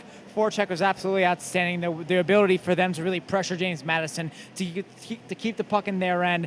It was outstanding, Ethan. Another thing as well, scoring. 5 goals in the first period. After that, James Madison looked almost a little bit discouraged to play. That's a big thing as well. And, of course, Joey Hall stood on his head. It was just an all-around really good game, Ethan. Of course, they're going to want to tighten up on the D, try to not give up 4 goals every single game, but a win is a win. I think what I noticed most in this game was every time NC State jumped out to a 4-1 lead, and then every time NC State scored, James Madison responded. And then what I thought was most important, James Madison cut it to 6-4 with over 10 minutes left, and NC State responded with one quick goal and then another goal later on. And that was huge. James Madison had momentum over 10 minutes left to get 2 goals, plenty of time, and NC State responded with a goal. What does that say about the resiliency of this team? Yeah, you know what? Just speaking of resilience in general, NC State has battled through so much this year concerning injuries. They've faced several games versus flu bugs. Will Bieber was out for the first half of the season, finally came back. Excited to have him back. Had a few good looks tonight as well. All in all, Ethan, this team's resilience has just been incredible. Speaking of tonight's game as well, I think James Madison knew that they needed to show back up. After that 4-1, 5-1 first period rather, whatever that abysmal period was, the fact that they were able to just really respond to those goals and really get back in the game was critical for them, and it was just huge, and NC State really battled back. State's power play was, impressive. I don't know what other word you'd use to describe it. In the first period, State took a penalty. Alfonsetti killed the penalty by himself, drew a penalty halfway through. State did not score after the 4-on-4 or on the 5-on-4, and then every other power play they had, the remaining 3, they scored. Power play had struggled, but what did you see from them today in being so successful? I think what happened on the power play was they set up very well, and JMU didn't set up the right penalty kill for them. The thing is with hockey and D2 ACCHL is the fact that they don't have film review to really study how they can effectively kill penalties. Today, State set up very well, and JMU just couldn't battle back. State had a good cyclical game, made a lot of great passes to the slot, a lot of great slot presences, and it made me very happy as a big hockey fan. But all in all, just a really great job from State's power play. Really balanced scoring effort from State. Banishevitz, Merchant had 2 goals each. Alfonsetti, Kinney had a goal. Todd had a goal. Another player who is another player for you who maybe we didn't see on the score sheet but played well for the Pack. You know, I got to say Eric Mura, he didn't come in until the latter half of the game. He looked really good from what we saw. Made a few good silky moves. You know, it's a really good to see a guy transfer from UNC Charlotte, step into the Mike Gazzillo system, get adjusted to it very quickly, and it was great to see him on the ice. Yeah, I agree. Joey Hall in net gave up 4 goals, was really hung out to dry a couple times. What did you see from him? You know, Joey Hall did the best he could with the defense that he was given. I think that they can't place all the weight on him, can't place all the blame on him for those 4 goals. Obviously, he's always going to want to be better. All goaltenders, all players always want to be better. But it was really good to see Joey Hall really step up and be the goaltender that State needs him to be. Excited to see tomorrow if Josh Cannon will get the start or if it'll be Joey Hall again. We're going to take a quick break. We'll hope to be joined by Trevor Merchant and head coach Mike Gazzillo coming up. NC State beats James Madison 8-4. They advance to the second round. We'll let you know as soon as we know who NC State will face. If Virginia wins this next game, then NC State will face Virginia. We'll take a quick break. We'll be right back on PackTV. Locally owned and operated by an NC State graduate, the Red and White Shop is your one-stop shop for all things Wolfpack. Located in the Ridgewood Shopping Center off of Wade Avenue, the Red and White Shop recently expanded from 2,400 to 5,400 square feet. Whether you're in need of tailgating essentials, decals and magnets, home goods, apparel for people of all ages, or sporting goods, the Red and White Shop has it all. Stop by today for your NC State needs. While most contraceptives are highly effective at preventing unwanted pregnancies, there is one foolproof method. Pairing socks with sandals has been scientifically proven to prevent pregnancy by deterring any contact with the opposite sex. Dad, we're grown adults now. Isn't it a little late to be having the talk or whatever this is? I know what you're thinking. What is international action star Ed Begley Jr. doing talking to his blossoming children about sex? Well, as a matter of fact, I'm saving the world. You said that we had to come home for an emergency. Do you know that one of the biggest threats to wildlife and their habitats is rapid human population growth? Please tell me you're done now. Do your part by showing young lovers all the tools they need to avoid intimate moments altogether. You don't have to sit through Ed Begley Jr.'s sex talk to save wildlife. Just use contraception, support reproductive rights, and speak up for sex ed in schools. That's way better. Find out other world-saving tips at betterthaned.org. This university is on a march to achieve our full potential. We help empower each other to dream big and do big. Our students are in a position to point to specific projects that they did in the real world, and that sets them apart. Companies want to hire NC State students. We're going to find solutions to some of the big problems and challenges. It's in the DNA of the place. We're here to think and do the extraordinary.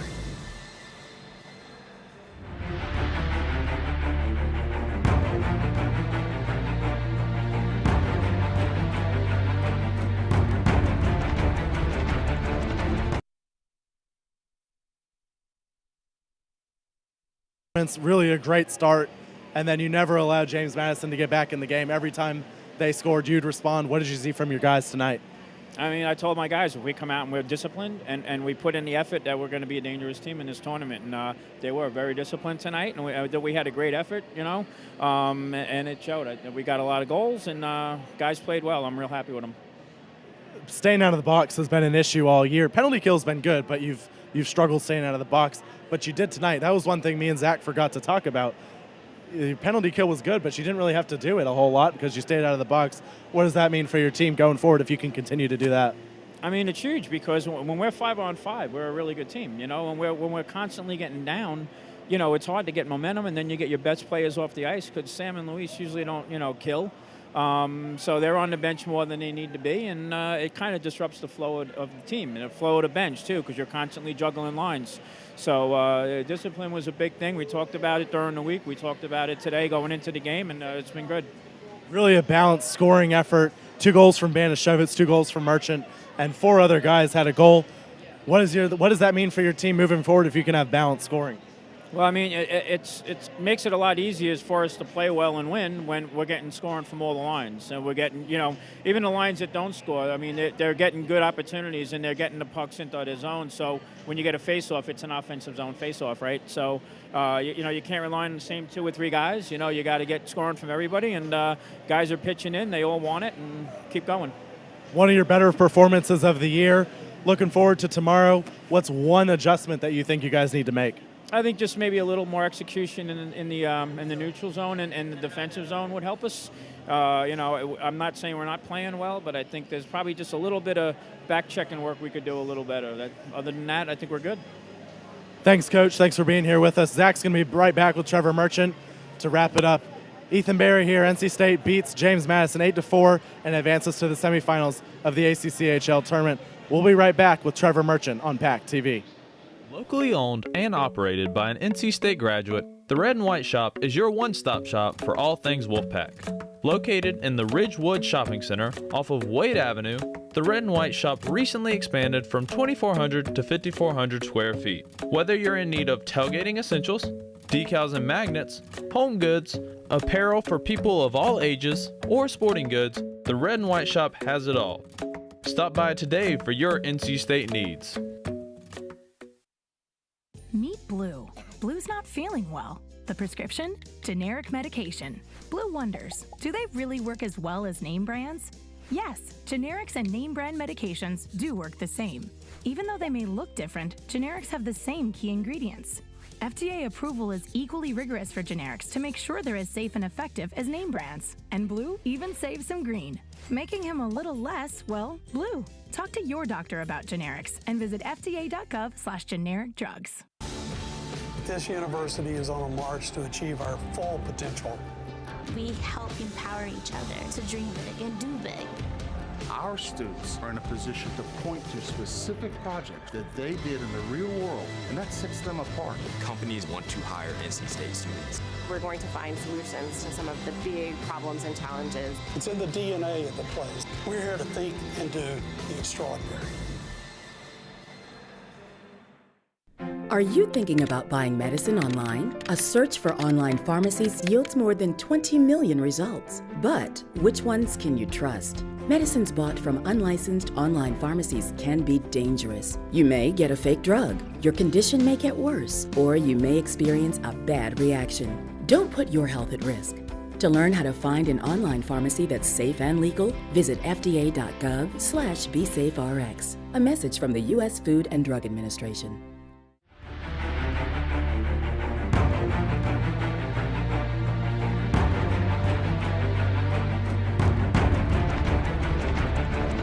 For NC State hockey here, Zach Soy alongside Trevor Merchant, PackTV's player of the game. Trevor, it was a great game, 8-4. You had 2 goals tonight. Walk us through your goals and really what you did as a team tonight. Well, both of them came on the power play. One of them was just a really good look from Alfonsetti, fed it right across the crease, and I was right there to bury it. And the other one, just Kenny took a shot, hit off the post, and I was sitting behind the net looking up, seeing what my options were, and goalie was off his post, so I just shot it off the goalie and banked in. So, it was awesome. I mean, it gave us a little bit of a lead, and we got rolling off of that, a little bit of momentum. So One thing I noticed a lot is that your team has been improving on net front presence as well as slot presence for really good tip shots in front. Talk about how your team has been changing about crashing in the net in general. yeah, I know Gazillo's been working with us about making sure we stop up in front of the net and have people driving it all the times, because once in a while there'll be a perfect pop pass right off of the pad or something and no one's there to bury it, but today we capitalized on it a lot and it paid off. So Your forecheck was particularly strong tonight, Trevor. Talk about what has been said in recent history, in practice, things like that leading up to this about your forecheck. well, the main thing they wanted us to focus on really was just giving it all we have. You know, each game we got to take one game at a time, and I mean, it could be our last. So they said, you know what, give it your all, be as aggressive as you can, come off the ice and just know that you did your best. So one thing they harped on was just forechecking. If you put the forecheck on, they cough up a puck and you can get a turnover and just a quick shot at the net. So Joey Hall, course played tonight, had a strong performance. In your eyes as a team member, what do you think of Joey tonight? Joey played really well. You know, there was a few rebounds up front, and some defense was able to pick up on that, and as well, like, he was able to recover on a lot of them too. So he played really good for us. He came in clutch with a couple of saves that we needed and gave us the ability to keep moving on with our momentum. Awaiting the result of this game behind us, you will soon find out who you'll be playing tomorrow night. But nonetheless, no matter who you play, what's one adjustment you think your team has to make going into tomorrow night? I think we just need to maintain focus, regardless whether if we play UNC Charlotte. You know, we've beat them before, and we can't get complacent. We need to make sure that we give it our all. And if it winds up being UVA, I mean, they've beat us before, so we gotta just go out there with our heads on straight and try to take the win on that one. A lot of rest tonight for sure, and a big game tomorrow. Thank you for joining us, Trevor. For Ethan Barry, I'm Zach Solai. We thank you for joining us here on PackTV, and we will see you tomorrow night for NC State hockey right here on PackTV. Locally owned and operated by an NC State graduate, the Red and White Shop is your one-stop shop for all things Wolfpack. Located in the Ridgewood Shopping Center off of Wade Avenue, the Red and White Shop recently expanded from 2,400 to